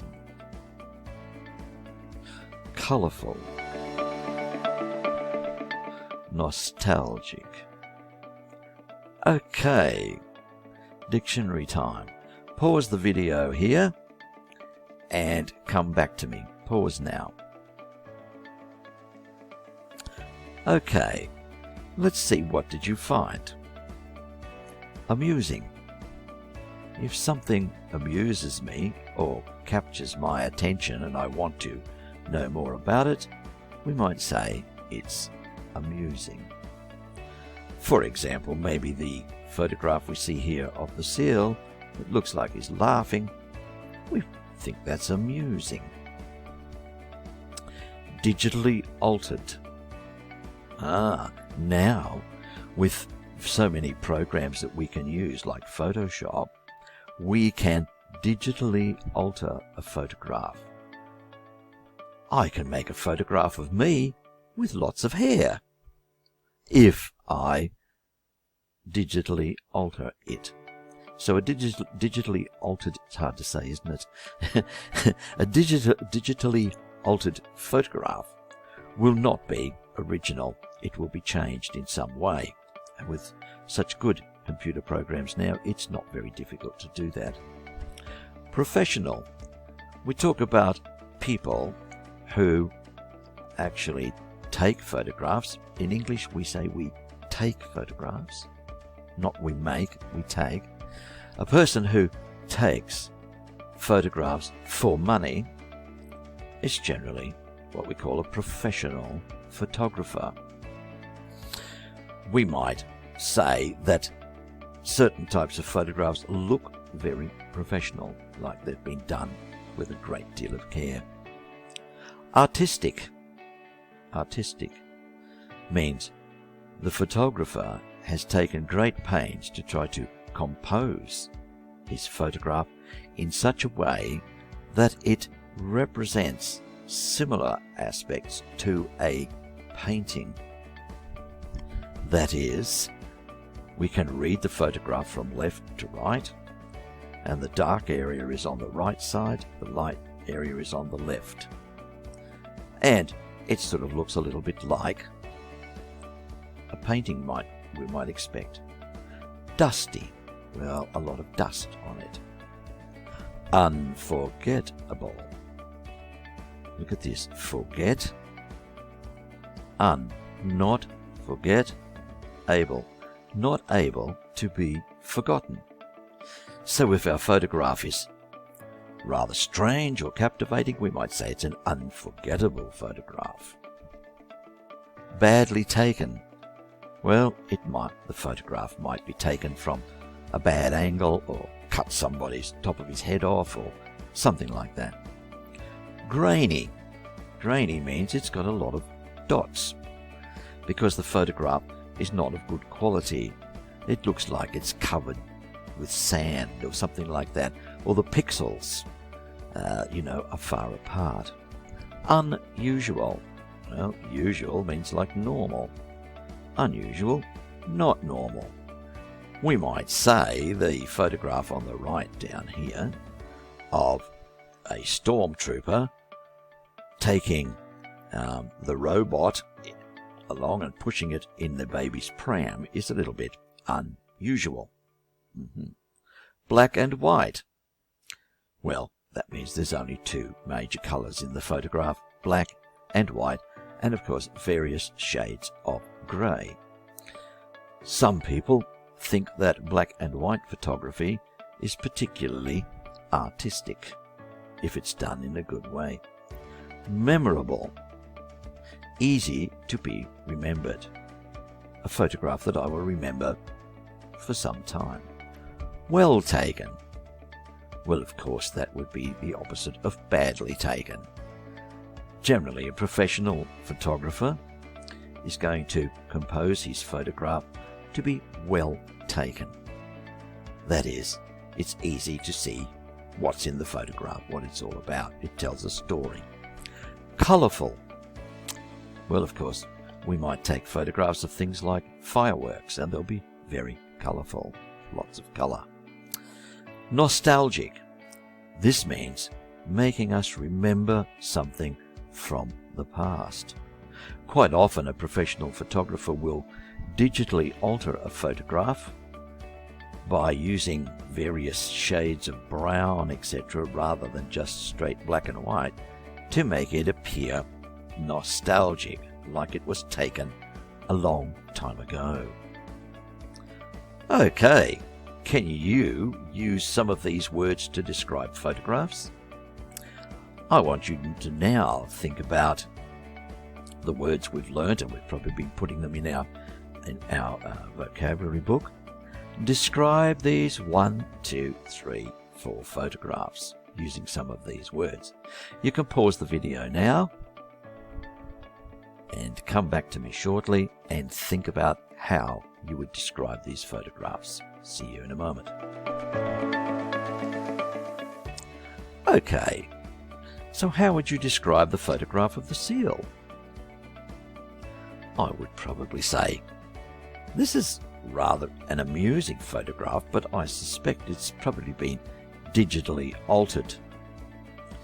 It's unusual in that we can see a seal appearing to laugh. He probably isn't really laughing, but it appears that he is. How about the one of the skeleton? What would you say? You might say, well, this is an unforgettable type of a photograph, but it seems to be a little bit badly taken, but the subject is rather at the centre. It's memorable because, well, the skeleton head goes very well with the t-shirt.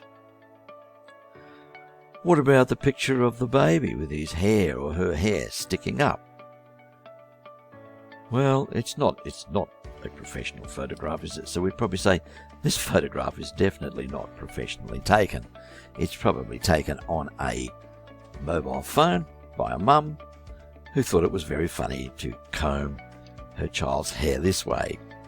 Because he looks a little bit surprised, I guess it's rather unforgettable. It's a bit unusual. Okay. And the one about the stormtrooper from Star Wars pushing along R2-D2 in a baby carriage, we might say this photograph is quite unusual because we don't normally see this. I would suggest this is probably taken at some sort of a festival where there was a parade. Good. Let's move along. So how would you describe these photographs? We have some phrases here, and we need to match them with the photographs that we think they might be describing. Firstly, a photo of a model in a fashion magazine. A family photo from your childhood. A photo taken 30 years ago with a Polaroid camera. A photo of a man swimming with a crocodile. So most of these are going to be pretty easy to decide what they are. You can pause the video, match them up, and come back. I don't think you're going to need long. Pause now. Okay, now that you're back, which one is a photo of a model in a fashion magazine? Well, I think it's pretty obvious, that it's this lady over here. She seems to be wearing rather fashionable clothes. Her pose is very professional. A family photo taken from your childhood. Seems to be this one here, doesn't it? It's a family, and the people in the photograph seem to all be in the family. A photo taken 30 years ago with a Polaroid camera. Some time ago, Polaroid cameras were all the rage because they made a photograph instantly and you could print it instantly. The quality was rather poor, and they always had their chemicals in a little pouch that was behind the photograph. When you took the photograph and it came out of the camera, the photograph developed before your very eyes. And of course the last one, a photo of a man swimming with a crocodile. This one is simply describing what we see in the photograph. So I don't think we're going to have any trouble with this. The next part is probably more difficult, because part of the question might ask why you like this photograph that you're talking about in part 2. So you might have to talk about why you like the photograph. Have a look at these parts of sentences. Down the left side from 1 to 7, it reminds me of something. I look back. It brings back something. It captures something. We sometimes say a photograph captures a mood. There is some wonderful scenery. It's in black and white, which gives it. It depicts. We can sometimes say it depicts, meaning it shows. And then down the right-hand side, a happy family, a timeless quality. In it, in the background, memories of my childhood, my holiday in Bali, the emotion of the event. Okay, pause the video, see if you can match up the two halves of the sentences to make sense. Pause now. Okay, we're back. What do you think? It reminds me of, well, there's a few we could put in there, I guess, isn't there? But we might say, I think the best one would be, it reminds me of my holiday in Bali. Of course, we could say it reminds me of a happy family. Or we could say it reminds me of the emotion of the event. But it's most probably my holiday in Bali. I look good in it. I think it's the only one that fits. Why do you like this photograph? I look good in it. It brings back. So it's going to be something about memories or something like that. It brings back memories of my childhood. So we might see something in this photograph, a toy that we played with, or some people from our childhood. It brings back memories of my childhood. It captures. This could be a number of possibilities here, but I would suggest it brings back, it captures the emotion of the event. So this is probably about some very special event. Maybe a wedding, maybe a birthday, maybe a party of some sort. There is some wonderful scenery. Well, it could be in the background. It could be in it, couldn't it? It's in black and white, which gives it a timeless quality. Because if we see a photograph that's in black and white, we can't be really sure when it was taken. So therefore, we could say quite comfortably, it gives a timeless quality because it's in black and white. It depicts or shows a happy family. Yes. Okay, so remember, depicts also means shows. Alright, let's have a look at a little bit about word stress before we go on too far with this lesson. I want you to consider this sentence, which I'm going to read in a very bland way. And then we're going to look at, by stressing some words in this sentence, how the meaning can be changed. In English, we do that. In some languages, we have tonal stress, which means which changes the meaning of the basic word. But in English, we don't have that luxury. We have a meaning for every damn thing, right? We have a word for every damn thing. So we got a lot. That's why we have such a big dictionary. So, I didn't steal your money. Okay. Yeah, we get the idea, but what are we really trying to say? How is the meaning changed when we stress the words individually in the sentence? I didn't steal your money. Maybe somebody else did. I didn't steal your money. I deny it. I deny doing that. I didn't steal your money. Maybe I borrowed it. I didn't steal your money. I stole somebody else's money. I didn't steal your money. I stole your camera. Okay. So you see how by saying a certain word heavier changes the meaning. Okay. Let's have a look. Part 1. We can practice these. What do you do for a living? Could you tell me a typical day of yours? How did you get your job? Are you satisfied with your job? What do you like most about your job? What kind of job would you prefer in the future? Pause video. Can you answer these questions? They're probably somewhat repetitive, but practice makes perfect. Pause and come back. Okay. Did you do okay? Good. Part 2. Describe a memorable photograph. You should say when it was taken, who took it, what is in the photo, and explain why it is so memorable. Analyze. Tenses. How many things do you have to talk about? Mind map, 1 minute. Talk, up to 2 minutes. Pause the video, try it. Okay, so now you're back. Good, we're getting really good at this. And then here we are at part 3. Discuss these questions. Do you like taking photographs? Don't forget.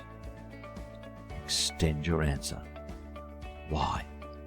I like taking photographs because it builds me a collection of memories for my older age, and I hope that I will be able to show these to my grandchildren one day and talk about how life was when I was young. How do you share your photos with other people? I like to share my photos on my social media with my friends because they're all interested in having a look. Sometimes I will keep some printed photographs in a box, and I want to be able to show them to people later when I get a lot older. Do you think it's important to take photos? Yes, I agree that taking photographs is probably a very good way of keeping a record of my life and the things that are happening around me in my life. I would like to be able to show them to other people at a later date. What do you think are the most important uses of photographs? Okay. What effects can photographs have on people? How important are news photographs? What role do photos play in recording history? How are photos used in advertising? What do you think are better, photographs or paintings? Do you think taking too many photographs as a tourist can diminish the experience of being a tourist? Okay, pause the video. Try to get some answers on some of these. Don't forget to expand your answers, reasons, consequences, and don't forget to be very clever about using some of the tactics we talked about earlier in earlier lessons, your opinion, etc., or stalling for time. Okay, let's go on a little bit. The focus of this lesson today, did we succeed? Did we talk about different styles of photographs or photos? I think we did. Did we do some vocabulary building using adjectives related to photographs? Yes, we did. Don't forget, we can also add adverbs, a little bit, really, and so forth. Did we talk about how to describe some photographs? Yes, we did. Did we explain what we like or dislike about some photographs using some sentence structure? Yes, I think we did. Did we examine the effects of word stress in sentences? Yes, we did. Did we take a look at a sample speaking exam involving parts 1, 2, and 3? Yes, we did, and I hope you practiced that, because practice makes perfect. So we've covered all the things. We covered all our aims today. Here's a little bit more practice about the speaking exam parts 1, 2, and 3. Part 1. Why are you taking the IELTS exam? What are your plans? If you could move to another country, where would you like to go if you can immigrate of your choice? Say why you choose that country. Who will you go there with? What will that migration achieve for you? Would you change your citizenship if that option is offered to you in your new country? So analyze. And then part 3. Is migration easier these days than it was 20 years ago? What are the benefits of migration to the target country? In other words, what benefits does the target country get out of your migrating? What are some of the reasons families migrate? Don't forget, reasons, consequences. Good. That's all for this lesson. Our next lesson will focus on part 2, and the topic will be buildings. Remember, we said at the beginning that one of the important things in IELTS, one of the focuses in IELTS exams, is very much about people, and the next most important one is generally places. Well, buildings fall into that category. All right, well, that's all for now. Practice makes perfect. And we're getting closer to the end. Well done. Bye for now. Wow, I say, aren't we moving along very well? Now we're up to lesson 15 out of our 20 lessons in this special IELTS speaking course of 20 videos. The videos run, each video runs for approximately 30 minutes, but with exercises that you can do along with the watching the video, you should get between 60 to 90 minutes out of each video. Not 60 to 90 minutes of study. Today we're going to talk about buildings. Now, buildings are a reasonably popular question in the IELTS exam, simply because one of the very popular types of questions that are asked are describe a favourite place or a historical place. So sometimes the historical place or your favourite place might be a museum, a theatre, a school, or some other building. So let's delve into how to talk about buildings. We're going to build some vocabulary, we're going to practice some. This particular video might not take completely 30 minutes because there's no extra exercises with it. I thought you might, by now, need a little bit of a rest. Because we are doing very well, we're practicing a lot, and as we know, practice makes perfect. Okay, let's talk about buildings. What are the aims of this lesson? First of all, we're going to build vocabulary by identifying buildings from pictures. What's this building? What's that building? We're going to categorize building types. We're going to be expanding our vocabulary by adding adjectives to our descriptions.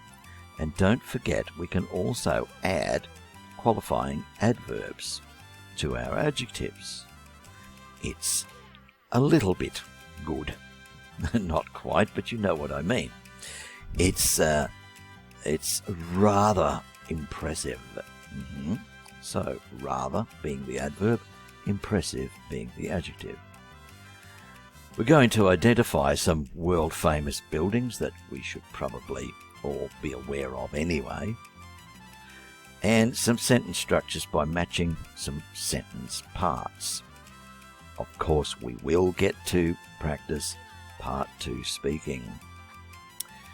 We're getting so good at this, we can do it while we're asleep, and that is exactly what we need to be able to do the part 2 exam without hesitation and without fear.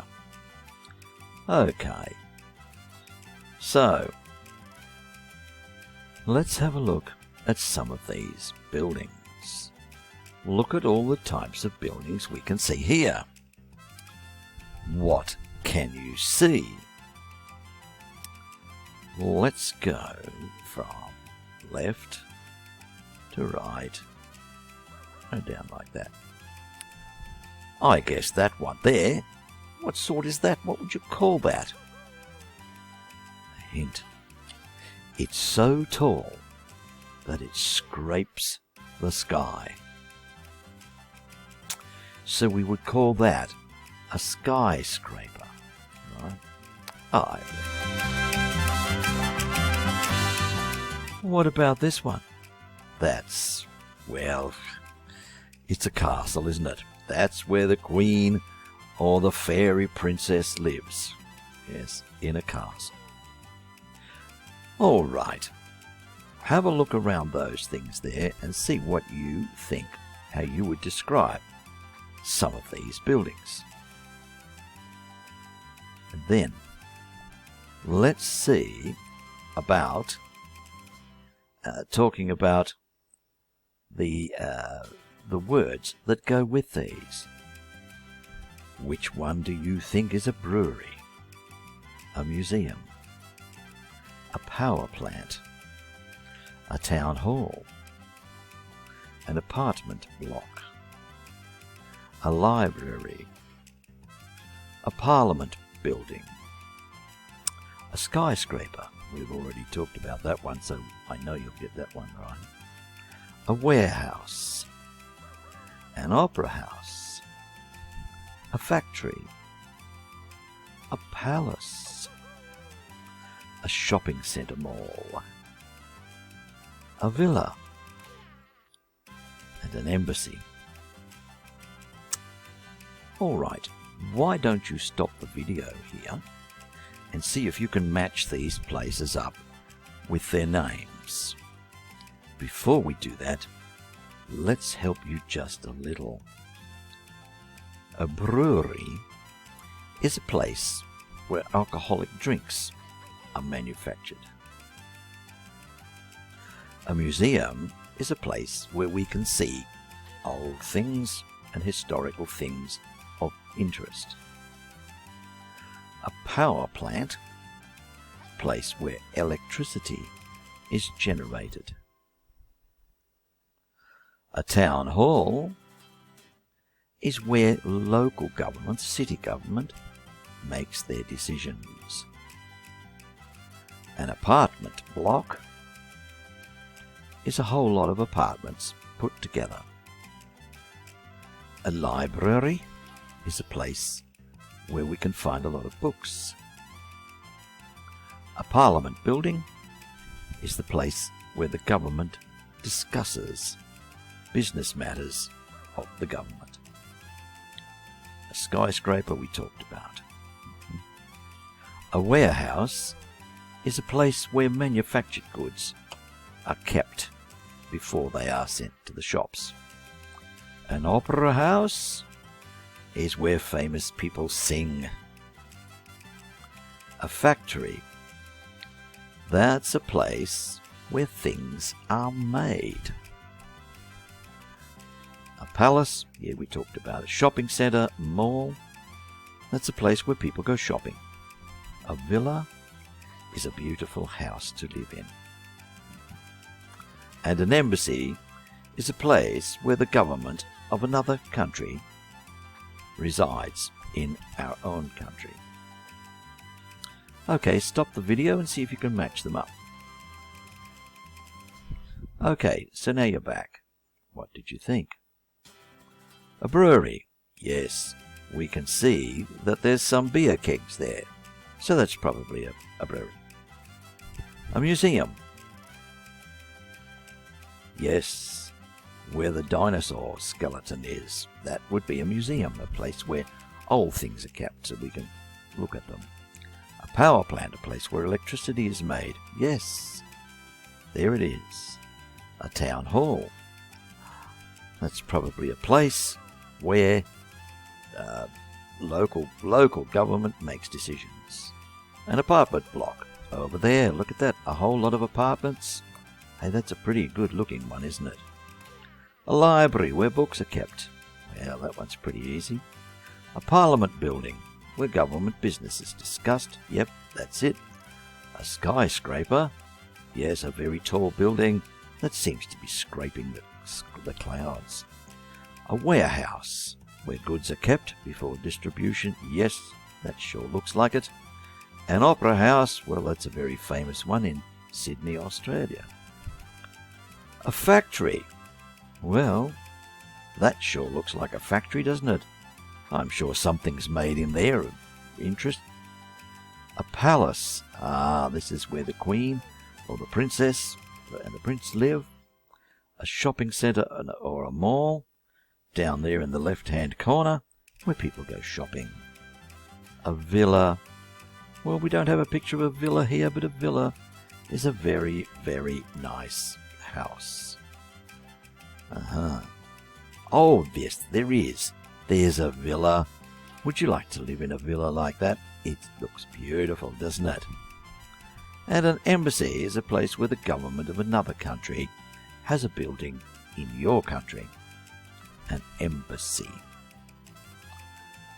Let's move along. Look at the different building types here and put them into the correct categories. The categories we have here are commercial, that is, for business, residential, for living, for people to live in, educational, like a school or a college, government, and industrial.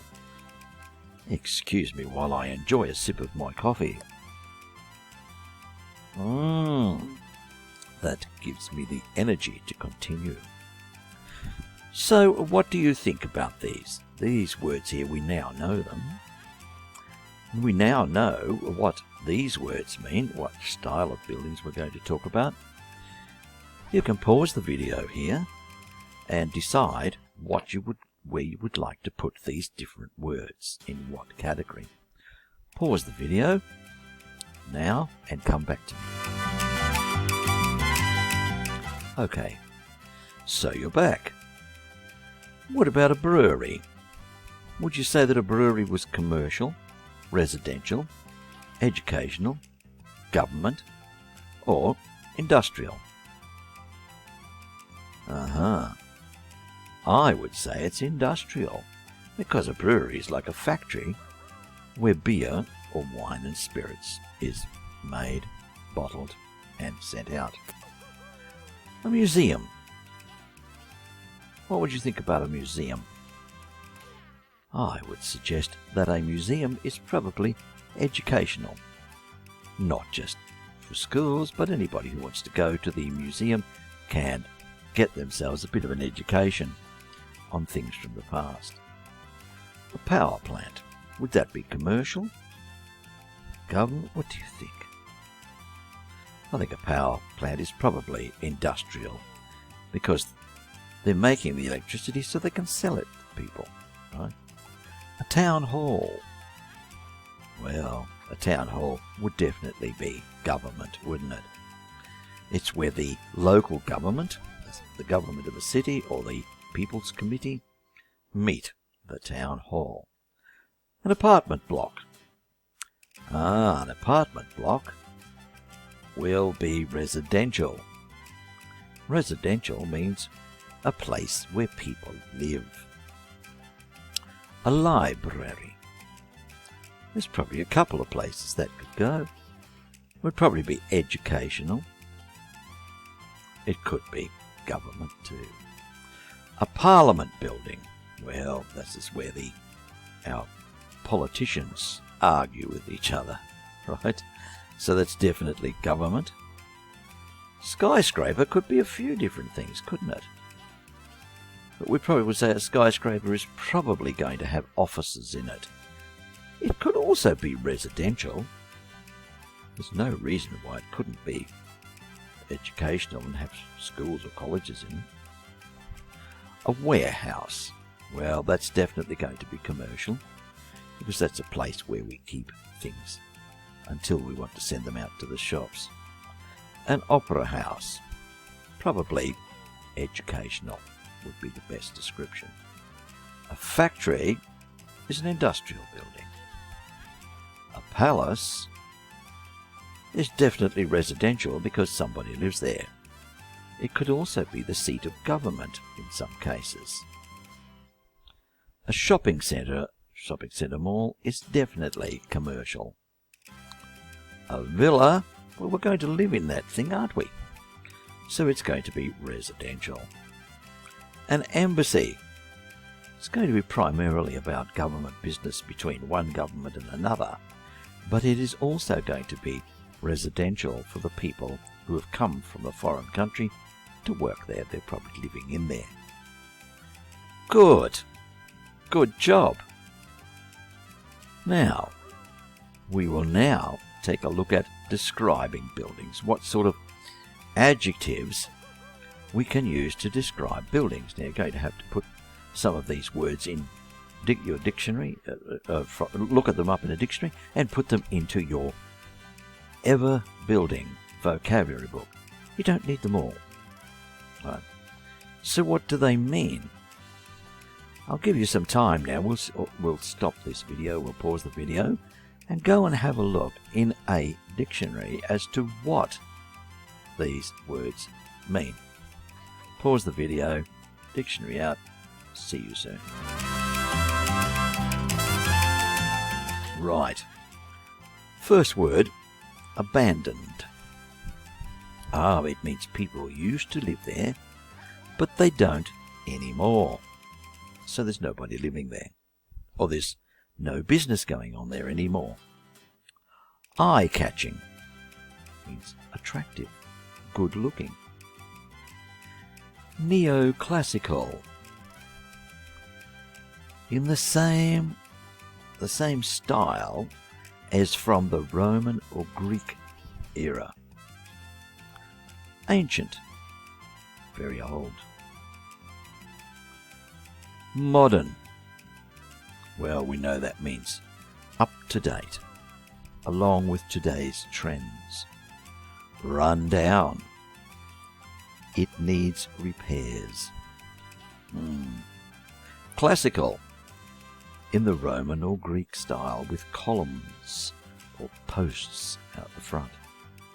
Multi-story, more than one level.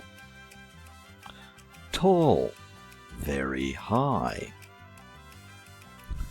Conveniently located, near to transport, like maybe a bus station, a train station, a boat station, in the middle of the city.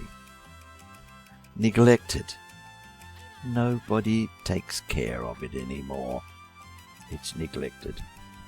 Unusual, we've seen this word before in another lesson. Not usual. A little bit strange, maybe. Good. Well done. Now we're going to have to use these in some sentences pretty soon. But first, how about some famous buildings that we should probably know about? They're all over the world, but it's pretty likely you will know some of these. Here we see 6 pictures and 6 names of special buildings. You're going to have to match them up. All right, let's pause the video while you do that and come back to me. Pause now. Okay, you're back. The Taj Mahal. What do we know about the Taj Mahal? And which one is it? Well, it's this first one. What do you know about it? It's in India, in a city called Agra. And it is one of the most beautiful buildings in the world. It's built out of marble, and it has a lot of precious stones like diamonds and rubies in the wall. I've actually been to this. It's generally quite crowded during the tourist season. It was built by a king who was actually in a prison at the time. He wanted it built for his favourite wife. Number 2, the Empire State Building. There it is there. For a long time, it was the tallest building in the world. And it's in New York City. That's in the USA. Since then, of course, many other buildings have become much taller than it, but for a long time it was the tallest building in the world. The White House. Well, it's that one there, and it actually is white. Where's that? That's in the USA, in the city of Washington, District of Columbia. Why is it so important? That's where the President of the United States of America actually lives, with his family. Of course, he conducts government business in there too, but that's not the Parliament. That's just where the President lives.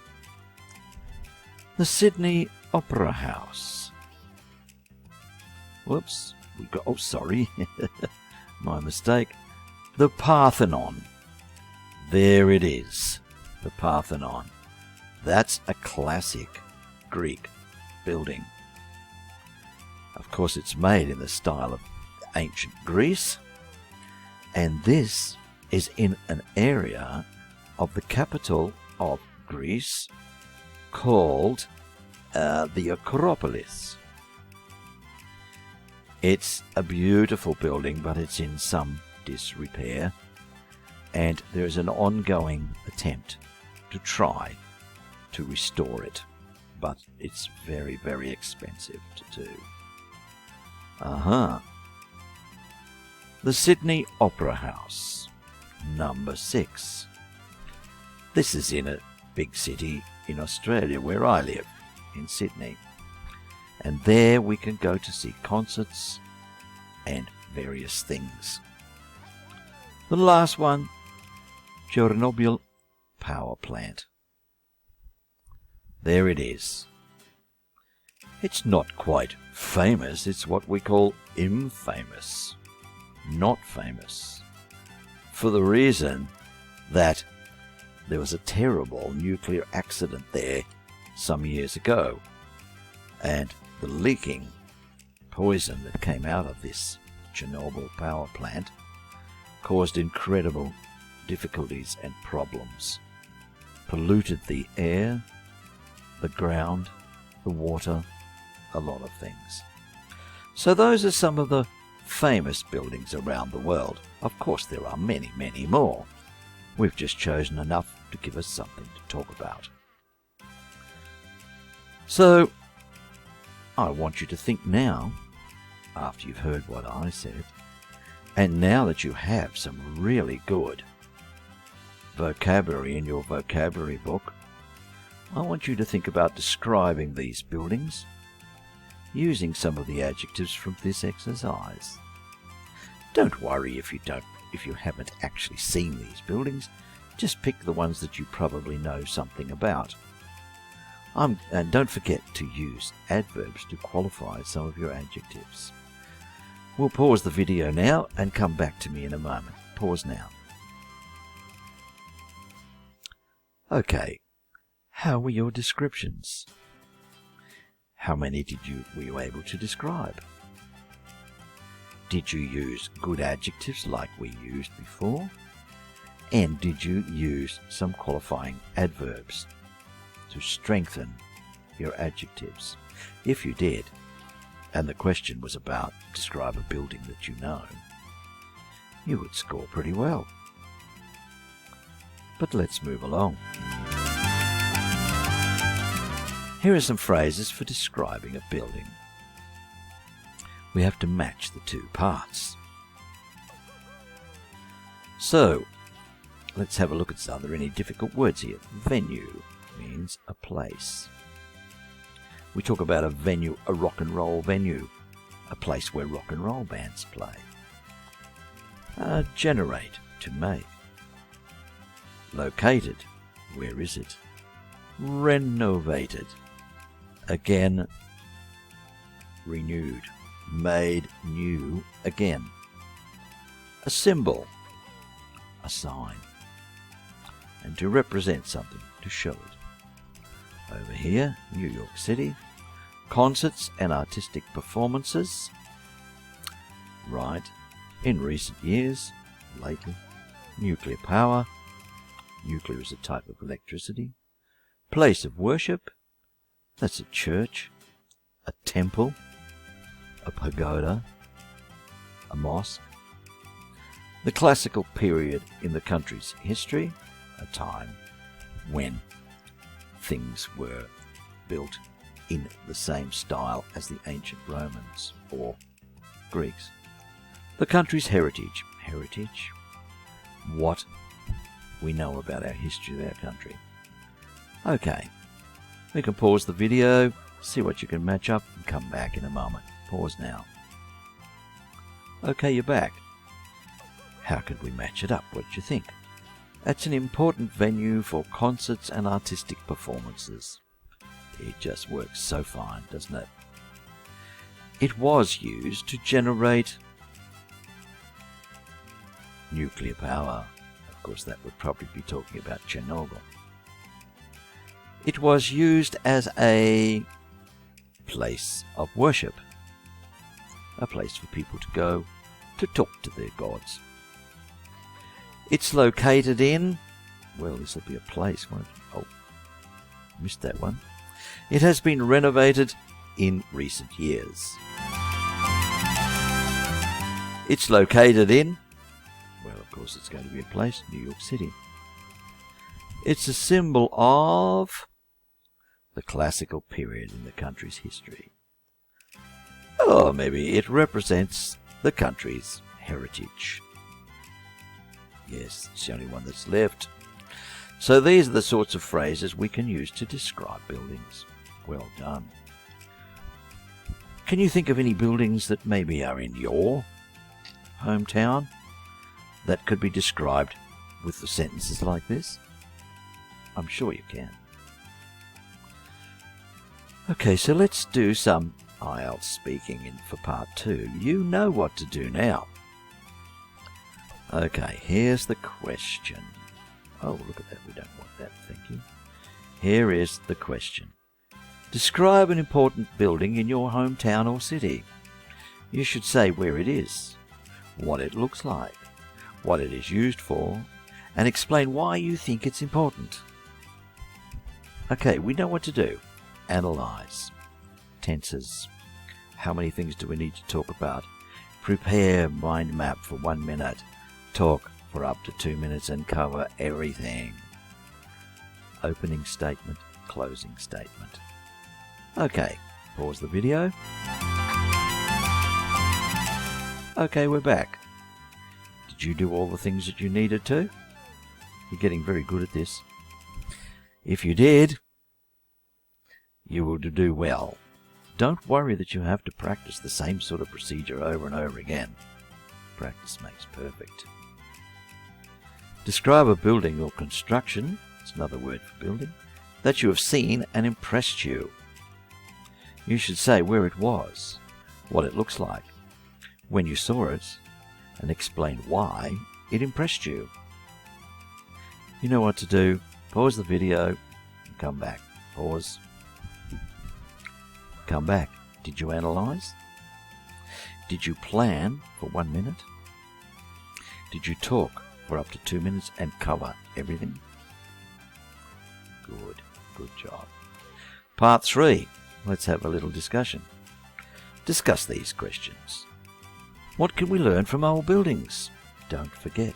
Expand your answer. Do you prefer modern buildings or old buildings? Don't forget to say why. Do you think historic buildings should be preserved? How? Why? Why are historic buildings and monuments important to a city? Expand your answer.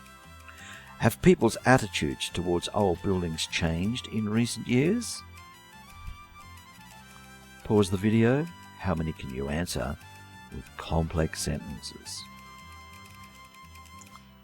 Okay, now we're back.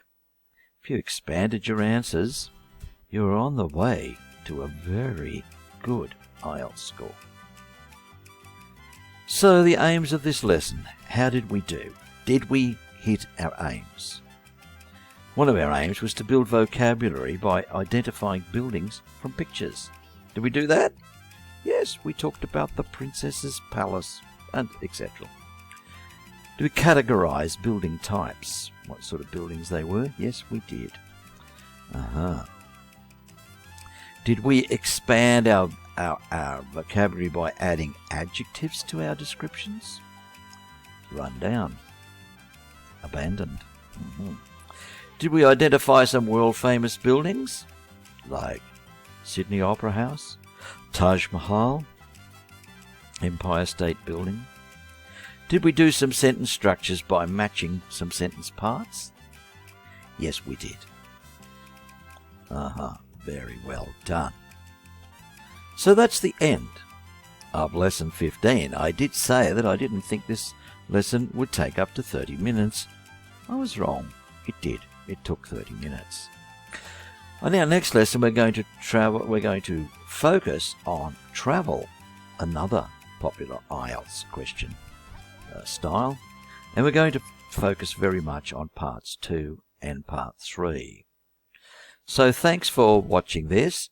I hope it has been very good for you, and I will see you in the next lesson. We're doing very, very well.